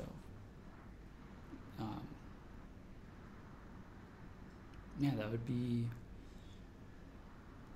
Yeah, that's about it for now. We'll just have to keep. I guess we'll just have to keep an eye out for if they're going to roll out more promotion. We can just wait and see. That's all we can do. Yeah, that's all we can do. That's all me and Jeff can do. Wait and see, and also constantly request interviews and stuff like that to try and get you guys more content to share around. But well, I still got you that. guys can do whatever you want. I still got that one article in the chamber. I still got that one article I got to publish too. Yeah. Well, I was gonna because that was part of why it got delayed. Is I had this idea. I don't want to say what it is, but I'm kind of trying to save it for the right moment. So I need more. But I need more intel about like when they're going to be most relevant on the internet in the United States. So that's the problem I'm having right now. The other thing is I don't see how they don't upload a new PV between now and when they come over. Like, wouldn't that be like a critical error? Like if that doesn't happen, if we've only had the one. Yes. Like I really hope that happens. What are you asking? I'm saying like, wouldn't it make sense for them to upload a PV between like a second PV for the album between now and when they come over? I don't think they will. You don't think they will? They didn't release a single for this album. I don't think they'll release a new music video for this album, but they might release a single for their next album. Well, do you remember how many extra PVs came from Beautiful Deformity? I guess it was like a couple. Yeah, but those were released. There was one extra PV, and it was Last Heaven, and that was released for a special device. Yeah. Through and then there Sony. was To Dazzling Darkness, but I think that was part of their. That was more like a live compilation. No, To Dazzling Darkness was its own PV. Like it was shot in a cathedral and a bunch of stuff. I want to say it came out with like their PV compilation, but chat can correct me on that if it was available in some other form. Yeah, I don't think. I mean, if they did make more PVs, I don't think it'll be uploaded online. All I'm saying, Uragi Ribeiro, live footage from recent 9th tours. That's all you need. That's all you need. That's all you need. If you can find Uragi Ribeiro for like stream. No, like, maybe that's my message to the Gazette. Maybe they'll just release 9th on stream. Oh, yeah. I mean, that's gotta happen, right? Like, guys, just request 9th to be on Spotify and Apple Music. Just do that. I think that's what needs to happen first. Yeah. That's what you need to at Sony Music Japan, and yeah, especially Sony Music Japan. You gotta at Sony Music to get 9th on Apple Music and Spotify because those are their distributors. So Yeah, I would definitely. Yeah, that needs to happen. I would say that needs to happen first. I guess because like the one PV is already up on YouTube, so I mean, this is the weird downside to these short albums is LMC only has one PV and Gazette only has one PV from their two lean albums. Because they've got one really, really, really fire song, and then they've got like a lot of also fire songs, but one like really, really fire song. Yeah, but neither one of them is representative of the album necessarily, especially LMC. Of course it's not. Because the whole album is super lean, and because it's super lean, it's super diverse. Yeah, which is, you'd think it'd be the opposite. That's what blows my mind. Because if it were the opposite, then it would be a boring album. You know what? I understand. This is why they tell us engineers to make sure that we put constraints on artists, because it forces them to make art under pressure, and then it's better. That's what's happening. I figured it out I mean, diamonds are made under pressure. Exactly. Yeah.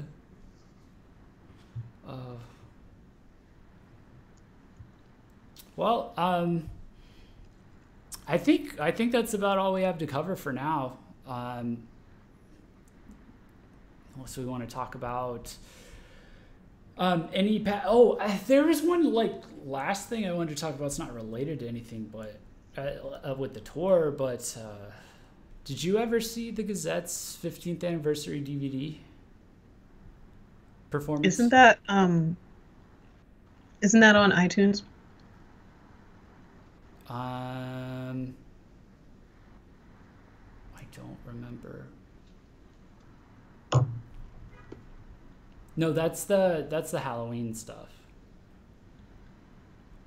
No.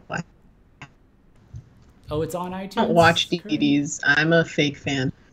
I don't know. I didn't check. I just know I see press releases and stuff about their DVDs. I'll check right now. Yeah, I know it came with the limited edition of 9th.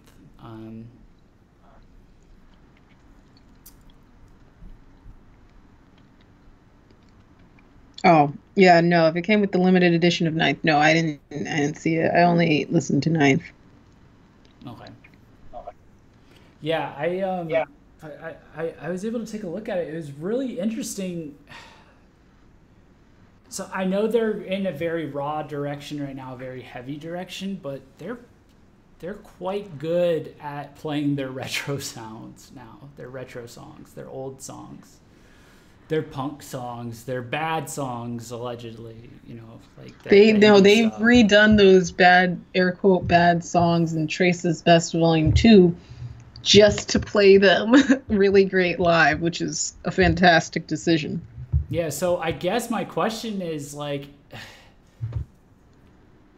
I was really impressed by like the budget, the presentation, like and these I listened to the songs, like the recordings and stuff. Like I have some of the older stuff lying around somewhere on some place, but it's not like the most enriched material that you can use to build like a really complex, you know, or thought-provoking live performance from, but they really take it and run with it. So I guess I'm curious, like at what point does the heaviness start to taper off and they head off in that direction? Because they seem perfectly happy, like with like this pseudo punk and then also like catchy pop punk sounds that they had, you know, like playing their older stuff, you know. Well, it's all a part of who they are, because remember when we interviewed them, they said they take what they learned before and it goes with them. Yeah. Like all the way through everything. So they never forget what they did. And I guess through doing that, they constantly reiterate it on stage. Yeah, so I kind of suspect like if they eventually get to a point where they make like, I don't know. I always pictured it as a self-titled album when they finally like figure out like it's like, oh, this is the album. They'll just call it the Gazette. Um, and I've been envisioning more and more that it's like this really. Maybe that's the 10th album. I mean, it's gonna be called the Gazette. Doesn't it have to be? Like it's your 10th.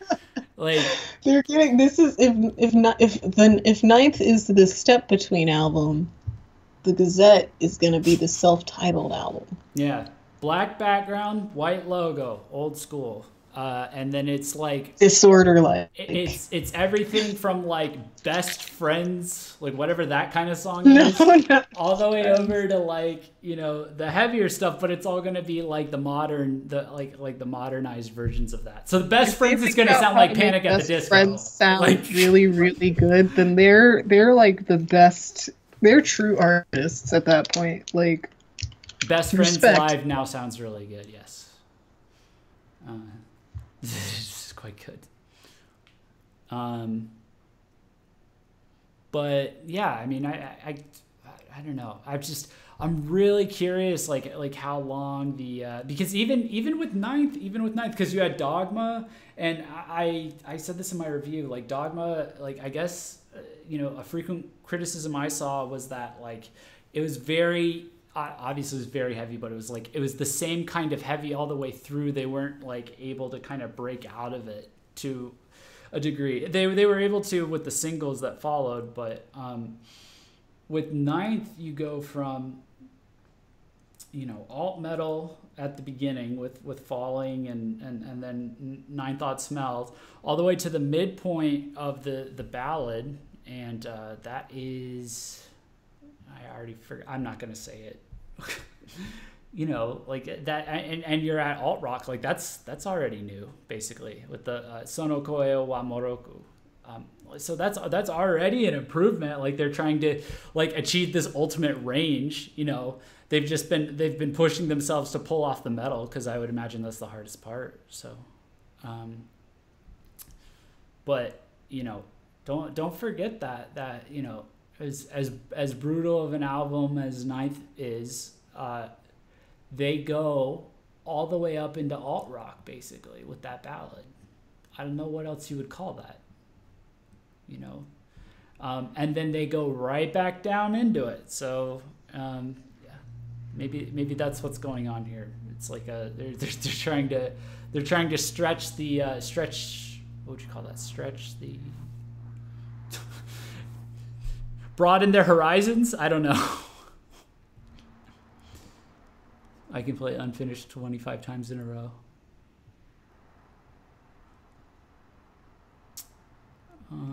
Kind of wish this background for this tour flyer was black.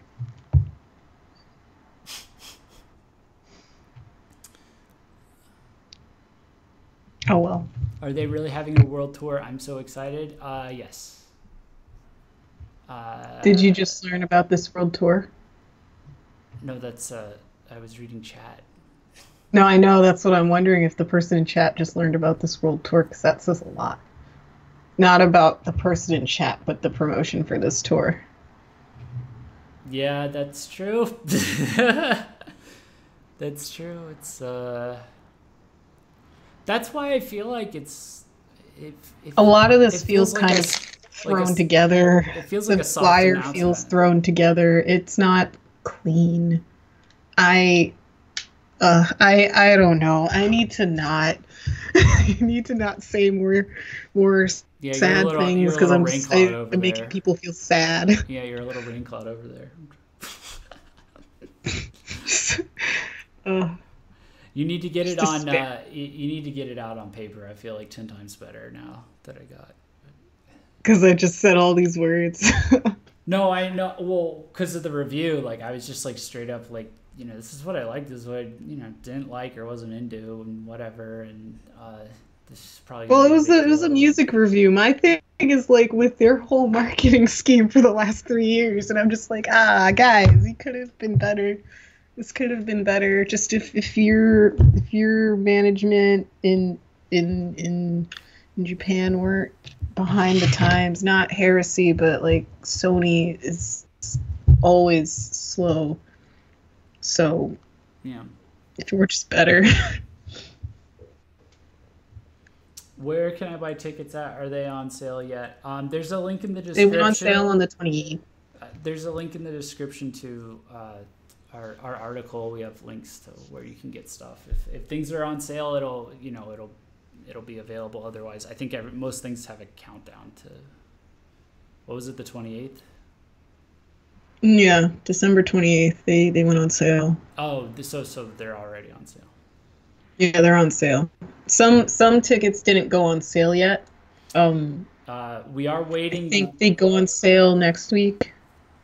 Well, we're waiting to hear back about ticket information for the EU. Yeah, I think VIP tickets went on sale early, and then some other tickets didn't go on sale. Yeah, well, they just literally they posted links for all the tour dates except all of the EU tour dates. So I don't have any links to anything for that from the Yeah, the person in chat just learned about this tour. Oh no. Oh no. Would have been, yeah. We're sorry you're finding out here. But I mean, No, we're hip and in the know, you know. Yeah, there you go. I'm sorry you're finding out today, but I'm glad that you found out in general. See, guys, just spread the word. Just keep spreading the word. Like, we're gonna have to do their job for them. Like, let's get real about it. We're gonna do what we can, and you got to do more because some stuff you can do, we can't do. So, yeah. Yeah, like we can't turn into the Gazette website. We can't.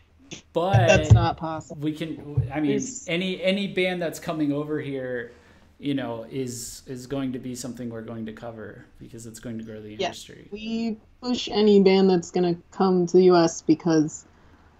or go on a world tour in general, but we're based in the U.S., so it's a lot easier for us to get access to them. Does that make sense? No, market them, because we understand the U.S. market a little bit better than we understand the other markets. I guess, but like that's assuming, you know, these larger artists when they come over, sometimes they do this thing where they're like they don't want to talk to the websites that cover the no, it's because of their egos. Music. That's the thing with their egos. They think they deserve Rolling. No, that's literally the thing with their egos. They think they deserve the Rolling Stone, but they didn't put in the work to get the attention from Rolling Stone and stuff like that. So they get us. But they don't want to talk to us because we're quote unquote a fan site, and VKH is slightly different because we've managed to pull out of being a quote-unquote fan site over the years, but there's still a bunch of other smaller sites who are trying to get to the point that they're quote a fan site. Well, I was talking more about. Chat, no. Well, no. I wasn't talking about like a Rolling Stone. I was talking about like a VKH size website of United States variety because they're trying. They got it. They got it in their head that it's better to reach out to the strangers in the U.S. To like, you know, because there's a better chance of getting an audience in the U.S. that way, as opposed to going to us. Not like they deserve. No, that's true, but they think that the way that they're thinking isn't just strangers in the U.S. The way that they're thinking is they don't want to just go to some nobody website because they're all that in Japan. They want to go to, like, if they were featured in Vogue Japan, they want to be featured in Vogue in the States. But Vogue in the States is different from Vogue Japan. Therefore, Vogue in the States isn't going to cover them because they don't know who they are at all because they didn't put in the work to get their name circulated enough to be covered in Vogue in the States. And then we show up and they're like, oh, but you're not like J-Pop Asia or like anyone else like that. So they don't want to work with us because we're not like. A few years ago, we probably wouldn't have been able to get Duran Greer Gazette because we weren't on a certain level. But right now, we're on that certain level to be passable. But a lot of bigger bands still have a a really wide threshold to get through in order to like accept smaller sites like us to cover them. And that kind of thing prevents content from being created that can be circulated about them to then get them to the bigger websites, which is a whole other issue that management needs to handle. So yeah, so someone's putting it in somebody's head over there that they're just heading, that they need to just head straight for you know, the top. The yeah. top. And so they forgot that they have to ignoring hustle this somewhere. Yeah. They're ignoring the concept of starting from the bottom now here, because it's a new place. It's a new game. Basically, it's a new game yeah, plus. That's why we see like the Gazette right now just doing headline shows. They aren't doing like festivals and stuff like that, because I'm thinking they either see it as doing like booms, like where you just get a lot of small bands together to do all these shows in one night, or they're seeing it as like when they first started out. But with festivals like at the caliber of Rockville and stuff like that's not true. They're just gonna be granted they're gonna be at the bottom of the list for that kind of thing, like Hyde is right now for going to Florida, but they're gonna get more attention that way, if anything. And sites like us are still gonna show up, but they might not be able to push us away, because they're going to be humbled by the fact that they're surrounded by all these bigger bands that have all that attention and are getting all that attention. I don't buy the ego thing. If I was them, I would be concerned about it ruining my brand to have my normally giant logo now in a tiny font. Yeah, like that's why they have a threshold, but it's an abnormally large threshold. If that leaks back home, like that kind of a thing.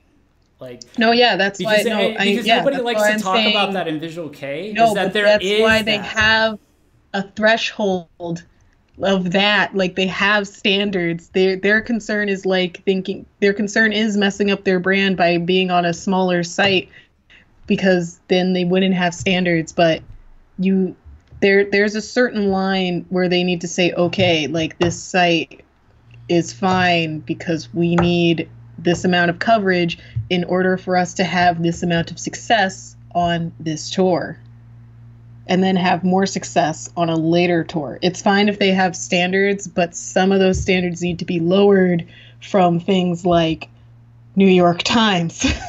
So I guess, unless one of them pulls it off.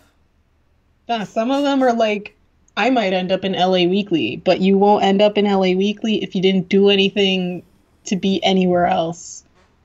I feel like there could be more of a lateral move if there was better staff involved, if I'm going to be completely frank. Yeah, I agree, because there's definitely a block on the side of the staff, because they need to embrace the internet. They didn't do that. Like, how hard is it to be like, look, we sell out stadiums here. What can I do to sell out a stadium of some sort here? Clearly, it's not like it's.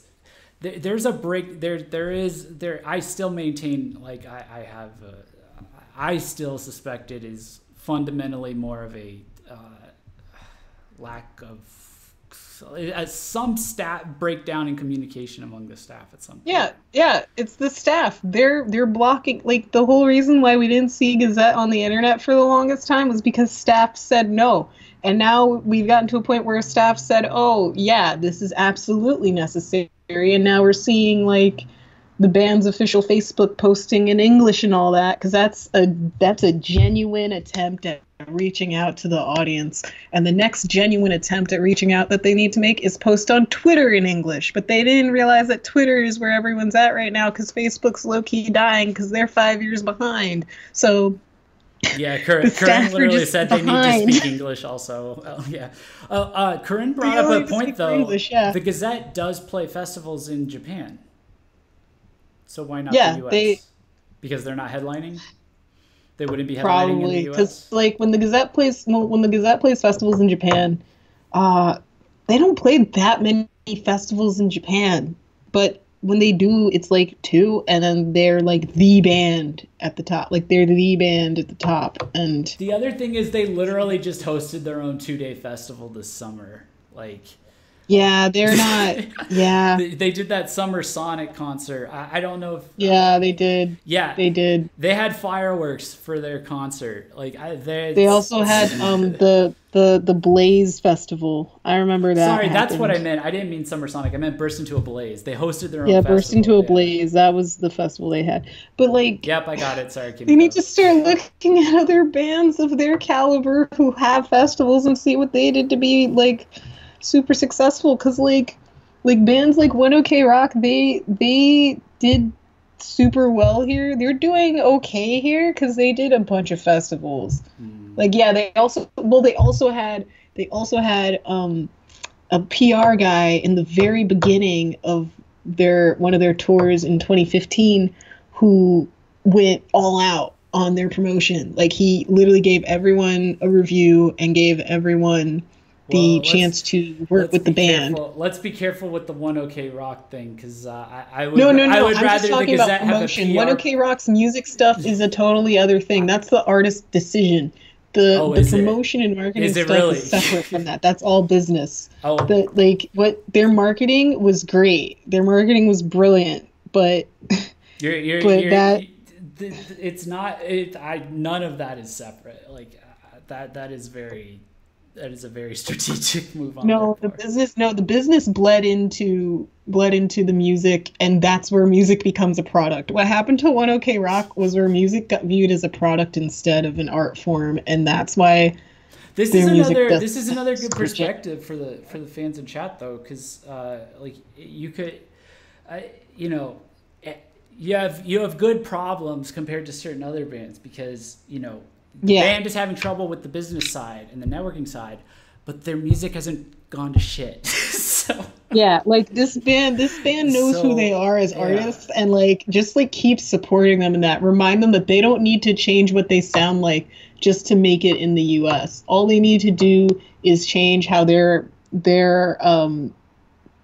marketing themselves, not even presenting themselves. They present themselves fine. They just need to push harder. They just need to push harder when they're in the States. What would you even try and tell a band, like a metal band, to like try and make it in the States? What is that like snake oil salesman pitch anymore? Throw away the idea that you need the media and the press to promote you, because no one is trusting the press anymore, and the press have given up as well. Yeah, that's at the end of the day, that's a good it's point. all about Rolling Stone writes some horrible stuff now, by the way. Like I don't. Yeah, alt press is writing some pretty terrible stuff too, and Loudwire is resorting to listicles. So many listicles, and I mean now. This is why we are going to the fans for a reason. No, it's like at the end of the day, it's kind of like the fans' relationship with the band.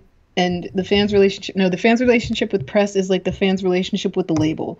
It doesn't actually need to exist. So the fans need a direct relationship with the bands, but the press exists to accumulate all of the information from the bands that they like in one easy to access setting.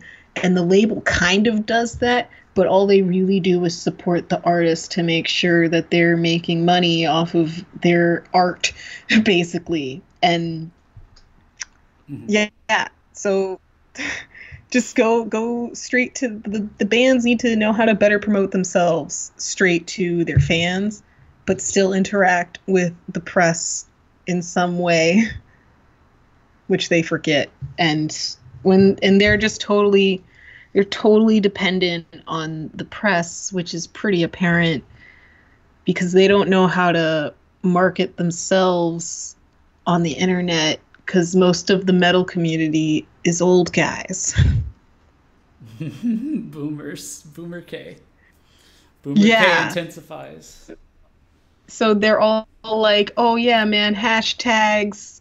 Hashtag X Japan is real visual K. Tag everyone and everything, but they don't, like, they're literally stuck in the 5 years ago of the internet, when really today, if you were to put up a tweet, all you need to do is put your caption and one link and then tag one person involved, maybe one hashtag, the least you can put in there, the better. And then you put it up and then watch the fans make it go viral, because it's about your relationship with the fans you have. And then the relationship you have with those fans is going to spread, because the way the internet works now is whatever interaction is being made is pretty public and more people see it anyway. But that hasn't come across yet. I think there's so many people who are trying to analyze the way the internet works that they aren't living through how the internet works to be able to understand it today. Yeah. Yeah, I agree with that. I have merged with the internet. That's the only way I've been able to Jeff pull this is shit off. the internet. Jeff is the internet, and it also hates Jeff. So that's just dumb developers that make their software for Mac and as a backup, as a throwaway. That's who I'm dealing with there. The internet, I know everything. that's I just make the internet look pretty. That's what I do. The internet, it's just my brain's halfway fused with fiber at this point. Yeah, so basically the Gazette is one of those bands who really, really, really, really, really, really depend on the press, because Japan still really, really, really depends on the press. And in a world where the press is being viewed as air quote fake, someone needs to tell them about hashtag fake news in the States. They need to learn how to promote themselves a little bit better and be a little more like suave with it. Not because the way they're posting is like, all right, fans, here you go. And then they just kind of leave you guys in the dust with whatever they just put up, that one thing. But they need to be more consistent with their posts than just publishing links to other press articles and putting up a flyer and then putting up another flyer, but this time with links in it. Yeah. There just needs to be more interaction. And we need to post in English way, way more. The band members should learn some more English too. All right, stop being too black-pilled. Come on. We gotta keep it solution. I'm in a hole. Too Jesus late Christ. for me. Jesus Christ, Everything's fine though, guys. It just could be better. But I just think it is a waiting game. That is what we're kind of having to do. And just in the meantime, you just have to keep making noise and it's a waiting game, and it's also like pushing them to the edge so that they can realize that they're about to fall. That is a really That's good what point falling's all about, right? I wasn't thinking that is something I hadn't considered, that they are going to what they view as, major press outlets, because that's where you would go in Japan. Yes. Shit. Yeah. They've always published links to articles on their Facebook and stuff, so that's made that pretty apparent, because every time they do something, you see it first on the major press outlet in Japan, and then the band retweets it, and that's a really old way of dealing with it. Yeah, see, Lauren's like, I learn everything through word of mouth on the internet. Yeah. That's how people on the internet are today, but they're stuck in 5 years ago. Like, that's my mantra. Japan is stuck in 5 years ago. So everyone in Japan is learning about things through press still, because they're sending their press releases. They're preserving their culture, Winona. Relying on Barks and things like that. But we're at a point where the Gazette needs to take their stuff and put it up themselves. Corinne says that's why I push Gazette handle on themselves. YouTube. Do what they want. Corinne says that's why I push Gazette on YouTube. Yeah, I think YouTube is going to be the best bet for them. That's their biggest step forward. I honestly suspect that YouTube might be what's playing a role in them doing so much better here in the States. I guess. I don't know if the timelines add up for the 9th release date, how long the PVs were up. They just need to live stream one show. Holy Christ. They would just one show, and it's over. Yeah. We just need to live stream one show on Facebook. YouTube would be preferable, and I think that then just let it live on the internet forever. And yeah, but I don't think they're going to do that until 5 years from now. Unless you guys tell them to get woke on the internet. Yoshiki just live streamed his concert on YouTube. That's Yoshiki. He lives here. I'm not surprised. He's in charge of himself, and he lives in Los Angeles, and he travels all over the U.S. all the time. I'm not surprised when he does something that's a little more forward on the internet than the others, but I love how it's at the same time, it can't just be Yoshiki being the visual K icon here. I love how it's gotta be other people. The biggest of the biggest, the storied of the most storied, and then on the flip side, it's the indiest of the indiest with Mami Reta bathing in, like, you know, a hefty amount of super chats, just some good drinking money and to get you some sushi and stuff. Like, it's like those two guys that are figuring out like those two sized people are the ones figuring out the live streams. Everybody else is like, oh, should I censor my PV? And like, you know, why aren't they like, why aren't they watching my 90-second PV preview? No. What's a crazier thought is that right now those two artists are in the same place in terms of representation. Yoshiki manages himself. Mami Reta manages themselves, and the only difference is the years and years behind backing the brand to get their name around. Yoshiki's had like 30 plus years backing X Japan and his own name, so he's got fans and fans and fans from forever, and Mami Reta is just getting started. That's the only difference right now. Gazette TV episodes on YouTube, behind the scenes stuff even, yeah, it would be... That would be dope, but they are not going to do that. Tell them you want that, so they will do it, but they're not going to figure that out on their own. Yeah. Like, tell them, like, I think the big thing with the Gazette is that the people who handle them are so focused on making money, and they see everything that the Gazette does as a product, and that's what's been holding them back all this time. Like, pictures, those used to be a product. Like, you had to pay money to get a hold of special images of the band, but because internet, they've kind of given up on the idea of selling checky and pictures of, like, selling photo cards and things like that. And, like, music, it's a product too. Like, well, you gotta pay money for that. That's still a product. But the other thing is, I think behind the scenes stuff, that's still a product. They're not going to give that out for free because that comes special with limited edition pieces. If they don't not totally throw away the idea of limited edition, but if they throw away some of the ideas that they have for limited edition for like free online marketing things, that's a way bigger payoff. They won't. I've read. I know they won't. But fans need to like the band won't stuff. Because I know. Yeah. I remember reading an interview, I guess, with all the band members, and Ruki was like, it was about Ninth, and Ruki was just really adamant about the physical experience of the, like, he gives a shit about, like, you know, like he cares a lot about like the physical aspect of it and design. I'm not talking about throwing away physical CDs. I'm talking about taking the ideas that you put into the limited edition packaging. Yeah, like, I'm saying what goes into the limited edition release. You can keep the physical release. You can keep the DVD, but some of the stuff that goes on that DVD could go on the internet instead. As self-promotion devices.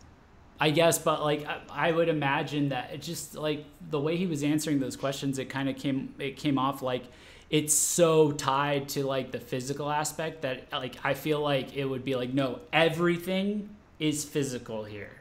Like I don't care about the digital. Like that seems to be. Well, they gotta change how they think because they need the digital to do well overseas because all their stuff is really expensive. Or figure out how to ship stuff faster and cheaper. Yeah, they gotta shift their priorities. At that point, it's about changing their own priorities because they have what just needs to invent the teleporter over here. They're just not willing to change their marketing tactics, and that's really holding them back. And they've got more constraints on themselves for their marketing now. So good luck to them. Jesus, Winona, come on. Oh man. Yeah, you guys are. I'm super jaded, and I'm not sorry. Well. Please don't kill me. I need to.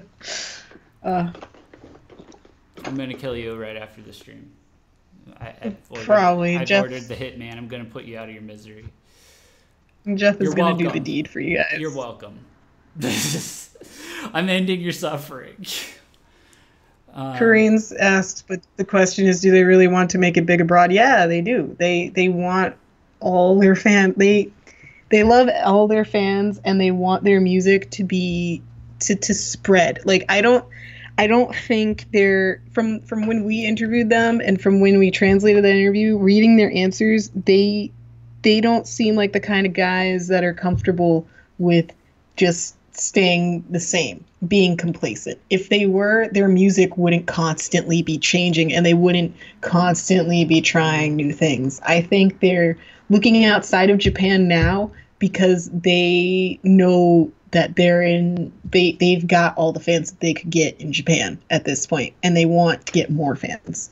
But they need to be willing to change their marketing tactics and some of their ethics in order to make it outside of Japan, which is one of the biggest struggles internally. Someone over there, either the band or their staff, someone is trying to do some sort of frame game where they're trying to win this on their terms. Like they're trying to come over as a big band. Yeah.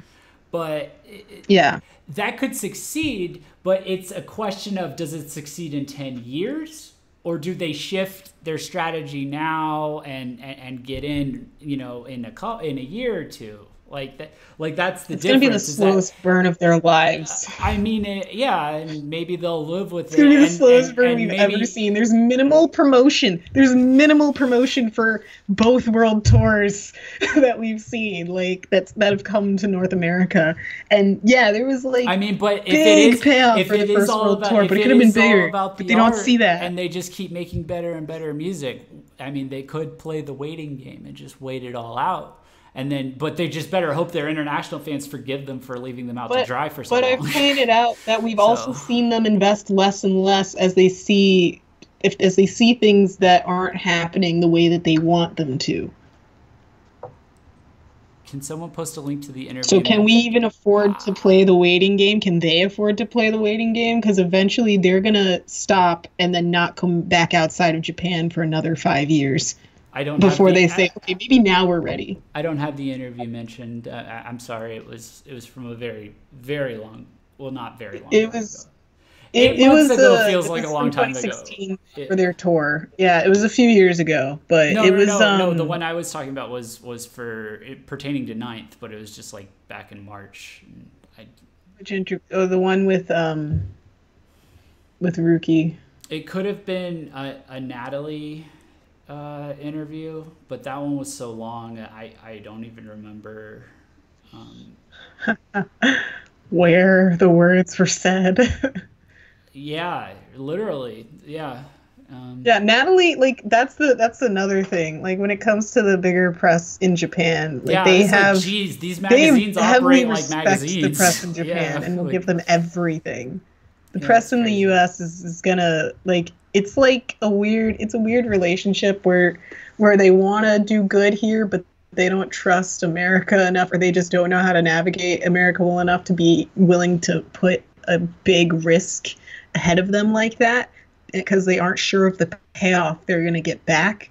But in Japan, they can do whatever they want because they already know what they're going to get back because they're already big. They know it's worth whatever investments they're making.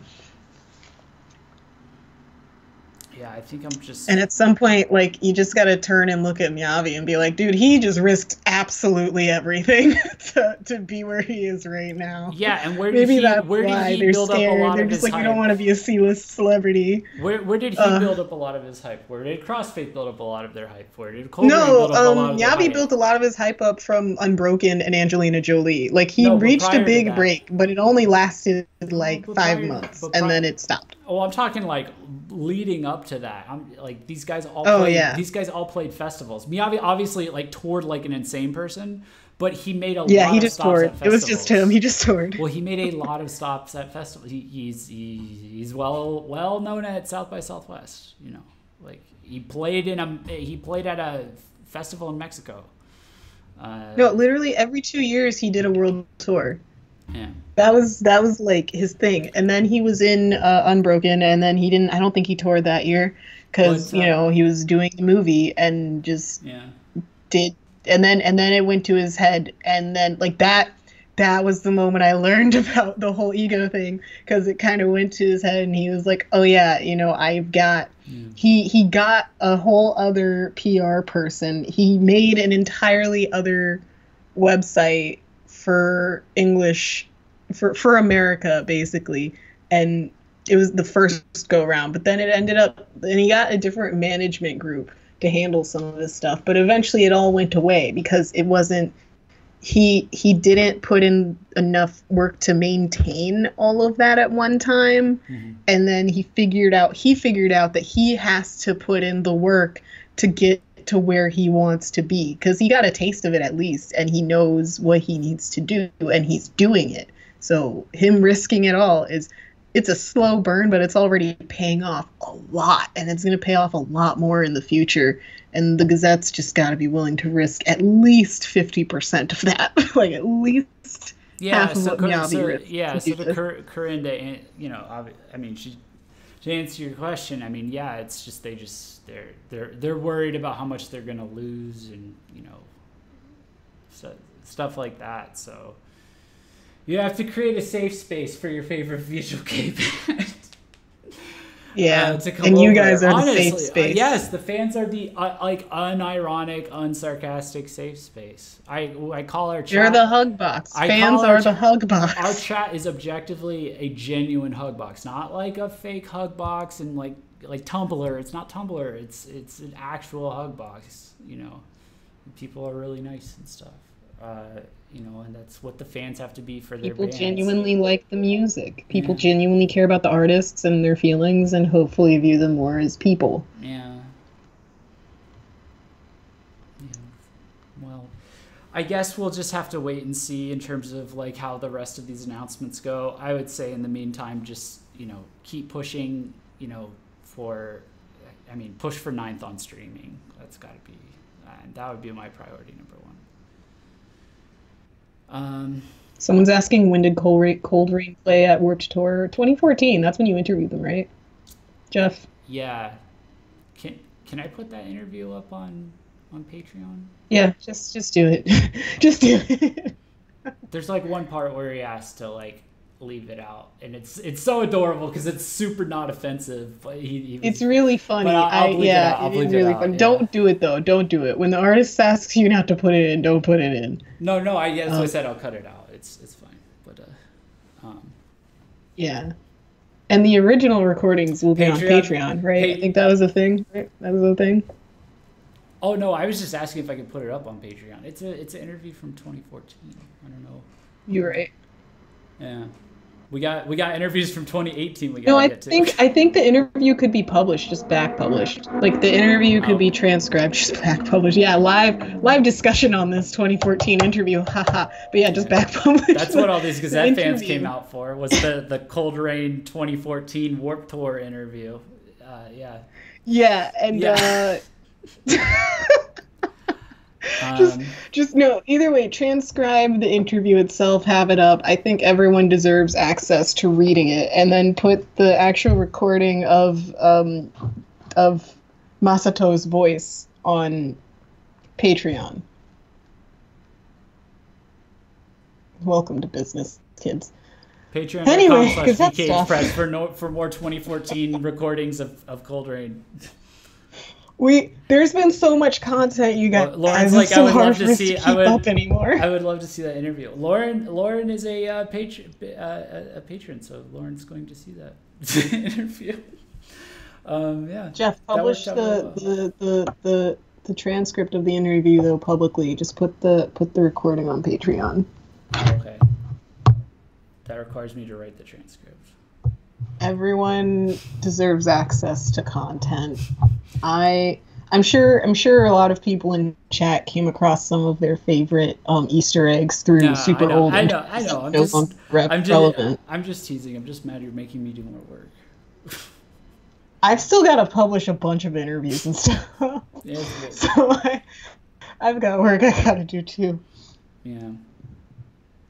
Work is hard. We're trying our best, guys. We're trying to do our parts for everybody, not just Gazette. This is just a part of it. So I think what we can do moving forward is if we find out, because we're kind of having to keep it general here and giving like general goals and obvious goals, like getting ninth on here, because we're missing more information about what the hell's going on with this tour, quite frankly. You know, I think we can like keep an eye out, look around, dig around, and you know, maybe have like towards the end of the month. To be clear, there's no information on this tour aside from what's on these flyers and what's on their Facebook and Twitter, which is just tour announcements and links. Everything I've said and everything Jeff has said otherwise has been speculations. Yeah, that's what's like killing us right now, is that like we can, you know, it's like, do we want, I almost want to be like, all right, so basically like we hold out towards like say the end of January, middle of February, I don't know, and then like, you know, assuming there's going to be more information out by then, but if there's not, you know, then I mean we're gonna need to have a stream or a conversation or something about, because then it's literally gonna be on the fans. It's gonna be a problem basically, and so. We'd rather tell you guys what we're thinking or seeing based on our experience now, so you can prepare to mobilize properly, rather than come out of nowhere a month from now and say, hey guys, so you ready to pick up all your signs and get everybody going? Yeah, so we will come back, you know, once we're able to kind of narrow the scope on what like a priority might be for maybe something you guys as fans should be aware of, or you know, like you know, what you might want to focus on, you know, if we, you know, we don't even have all the tour dates. I mean, granted it's the EU, it's, you know, it's the EU, who cares, but I'm kidding. No, stop. We love everybody. We're just based in the U.S., so we're kind of biased. I'm sorry. Their money's not worth as much, though. I don't know if I love them equally. We honestly have a bigger following. For now, until for now, 13. true. Big plans. Yeah. So yeah, we'll keep you guys posted. You guys keep in touch, and yeah. I don't know. You got anything else to go over, Winona? No, I'm pretty sure if I say more words, I'm just gonna make everyone sad again. Yeah, you're just mad. I can't. All my time here, I'm just sad and looking out at the future. But we're trying to make the world a better place by pointing out all that's wrong with it. It's so cute when people realize that most people are pieces of shit and awful and corrupt for the first time. You're adorable. So with that, they got a month between phase 3 and phase 4, Jeff. Okay. Yeah, if phase 3.5 ain't hardcore promotion of this world tour, I don't know what to say, man. Or a PV filming or like a PV live footage, man. Come on. I'm so frustrated that do a PV isn't show. Yeah, well, I'm so frustrated that PV from Dogma isn't like on their official channel, because that has the live footage. That's what they need to show. Oh yeah, I know what you're talking about. Yeah. That's what they need to show, man. Like, it's crazy. Are you guys gonna try to go on a date? That's gay. Don't say that. Jeff's my brother, man. No, Yeah. he's like my brother. Winona's my fam. She's my We're sister. We're family, man. She's my sister from another mister. A brother from another mother, but I don't really know his mom, so. Yeah, I don't really know your dad. We got family issues. Yeah. We'll figure it out. I'll see if they say anything during Rookie's birthday concert. Yeah. Oh, I've been to the tour. Oh, I see. Yeah, To New go to York. Yeah, New York. We're aiming for New York. So, yeah, is that far enough away that I'm gonna be able to?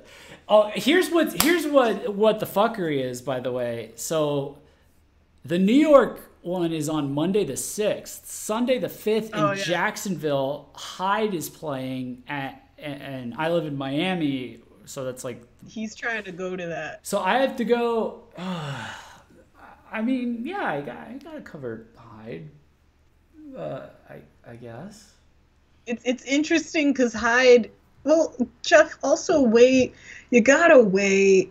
I don't want to say weigh priorities because Hyde is as big as Gazette, if not bigger. You know he's going to blow up in the States. But Hyde has business. 3 singles out right now, a 4th on the way by the time that festival happens. Yeah, that's a tiny Gazette boy is touring for an entire album and might have a new single out by the time the tour happens. Yes, but that's all he needs for like the kind of set he's he's doing, right? Yeah, he's playing like a 30-minute set. He's just gonna make like probably. a fucking amazing impression because he knows how to hold court on stage. It's gonna be him setting himself apart from Vamps because everyone knows him as that guy from Vamps. Yes, because he's finally he finally no longer is a slave to like all the retro throwback stuff that was making him like blend in with like he's not bands. I want to say he's distinguished himself from the people he's looked up to and followed for so long because the entire time he was in Vamps, even like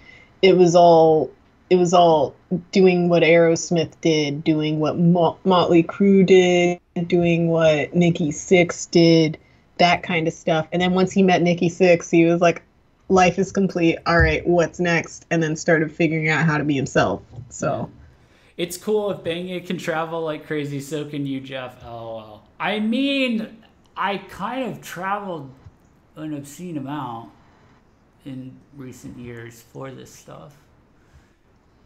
Jeff is in Florida and he saw Gazette in New York the last time they came. He's good. Jeff is in Florida and we met up in Atlanta. We owe you guys. He's gone to plenty of this kind of things. We owe you guys like a thank you and for supporting and everything because we do have we don't really spend the super chats or the Patreon money. Just we've just been kind of saving it, so we have like a little safety net. So if anything, the money that we get from this goes right back into the site, as in it pays for our domain. Yeah, so we have fallback plans now. So if something does happen, we have more options now in terms of that. But usually I try and pay for as much out of pocket as possible. But yeah. It's our nest egg. We're trying to protect it. It's our little baby nest egg. I'm gonna have to fly, so this is my trip for the year. Yeah, I gotta figure. This is gonna be a hell of a year, man. When's Acme coming? Is that in February? February, Valentine's Day weekend. Yeah, I mean, logistically, I might be able to finesse it, but it's Acme. Rough, but, Acme's trying to go to Ankey on Valentine's Day weekend. And then there's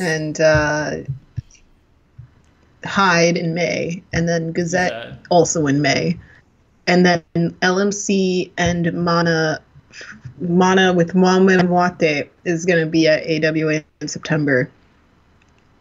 yeah? That's our lineup right now. I just my spidey senses are tingling. I think Duringer is gonna announce a tour. I mean, I don't see how they don't. Wait, are they touring right Didn't now? they do? I guess They did a tour already No, world tour. in Europe in the fall. That doesn't count. That doesn't count because it wasn't here. Yes. They were in Europe for the Insulated World. I think I'm like the only way that they're gonna announce a tour is if it's specifically. Well, it's possible they'll just specifically announce a North American tour. Yes. Or I mean, That's possible. yeah. But I don't think it'll be in the summer. I think it's gonna. No, I would think. expect it to be in the fall. Oof, probably. That's what I'm saying. We finna die, fam. We finna die, fam. All right. I think we should go ahead and get out of here. Not take up too much more of these good people's time. October, you guys, you're right. AWA is in October. It's like Halloween, isn't it? Yeah. My First mental calendar for AWA is messed up because First of day of AWA AWA. in 2018. First day of AWA. Mentally scarred for life. Yeah, well, yeah, we going broke. Yeah, exactly. Well, thank you guys for watching. Yeah, like I said, we will circle back with more for those of you that showed up specifically for the Gazette concert live stream. You know, we will this will not be the last time we talk about this. Obviously, a lot of you have made it clear to us that you guys are putting in work, and you want to connect, and we want to help you grow the scene because that's good for everybody involved who cares about this stuff. And so we'll come back with more information when we have it, and we'll see what gets announced. But in the meantime, just keep doing what you're doing. Don't give up. No matter what I said, don't give up. Just take it and know that that's what the problem is. Just keep ruthlessly doubling down. You can just know what's ahead of you and what you're up against, and fight, because there's more of you guys than there are people in the industry. So. Yeah, and obviously the numbers. You should remember that the numbers are on your side. Number 7 on Billboard, top 25 iTunes. That requires a lot of people to approve of the Gazette. So that's just a matter of you guys finding each other and mobilizing and making your voice heard. That's what we try and say the most, or I try and say the most, is I'm just, I'll be in Discord like, hint, make your voice heard, like the power I say of the it too, fan. just in indirect tweets. Yeah. Indirect inspirational tweets. And then on stream, I make everyone sad. yeah, I'll give that a shout out. I'll give that a shout out, Kimiko. There's a if you want to post it in the chat or whatever, there is a Six Guns Discord. It's not affiliated with VKH at all, but we link to it on our Gazette channel. It's very involved. It's great for Gazette fans. It's a great place for fans to congregate. For what I understand, it's they are mobilizing across multiple chats and multiple locations. So you have a little network. It's a great start to something big. A little underground railroad of gazetteers working together. I'm actually very, very, very proud of you guys. If that makes you feel any better, like you guys keep going. I know it seems like it's not enough, but I mean, you got Ryan Mac, like hook, line, and sinker on this band. You got, you guys made friends with Baldman Reacts. He's like just like a good dude who's like based about metal. I'm sure he's giving you guys some good advice. Yes, I know it's called Six Guns. I was kidding about the gazetteers. you know, and you guys are pumping up those numbers, so just keep pumping up the numbers. That's all you need to do. Just keep at it. Just keep at it. Patience is a virtue. Patience is one hell of a virtue in this scene. Shola Aurora said that one time. Can I just attribute that quote to him from now on? Oh yeah. Yeah, I'm just gonna do that. But yeah, so we will talk to you soon. If you liked this, please hit like, subscribe to the channel. Check out our website. We're probably about to hit you with a deluge of news. We will. I think I'm doing a live stream tomorrow for January releases, and you know, we'll have an article up for that. And yeah, just a lot of news going forward. And we're also planning listening party streams for Yeti's new mini album and Grimoire's new mini album, which are both up on Apple Music right now. So I'm going to be like putting up streams and scheduling all those right after this, if any of that sounds up your alley. Otherwise, thanks for watching. And yeah, you got anything to add, Winona? Nope, I'm good. Thanks for watching, guys, and have a good night and mobilize. Yes, perfect. All right, guys, peace out.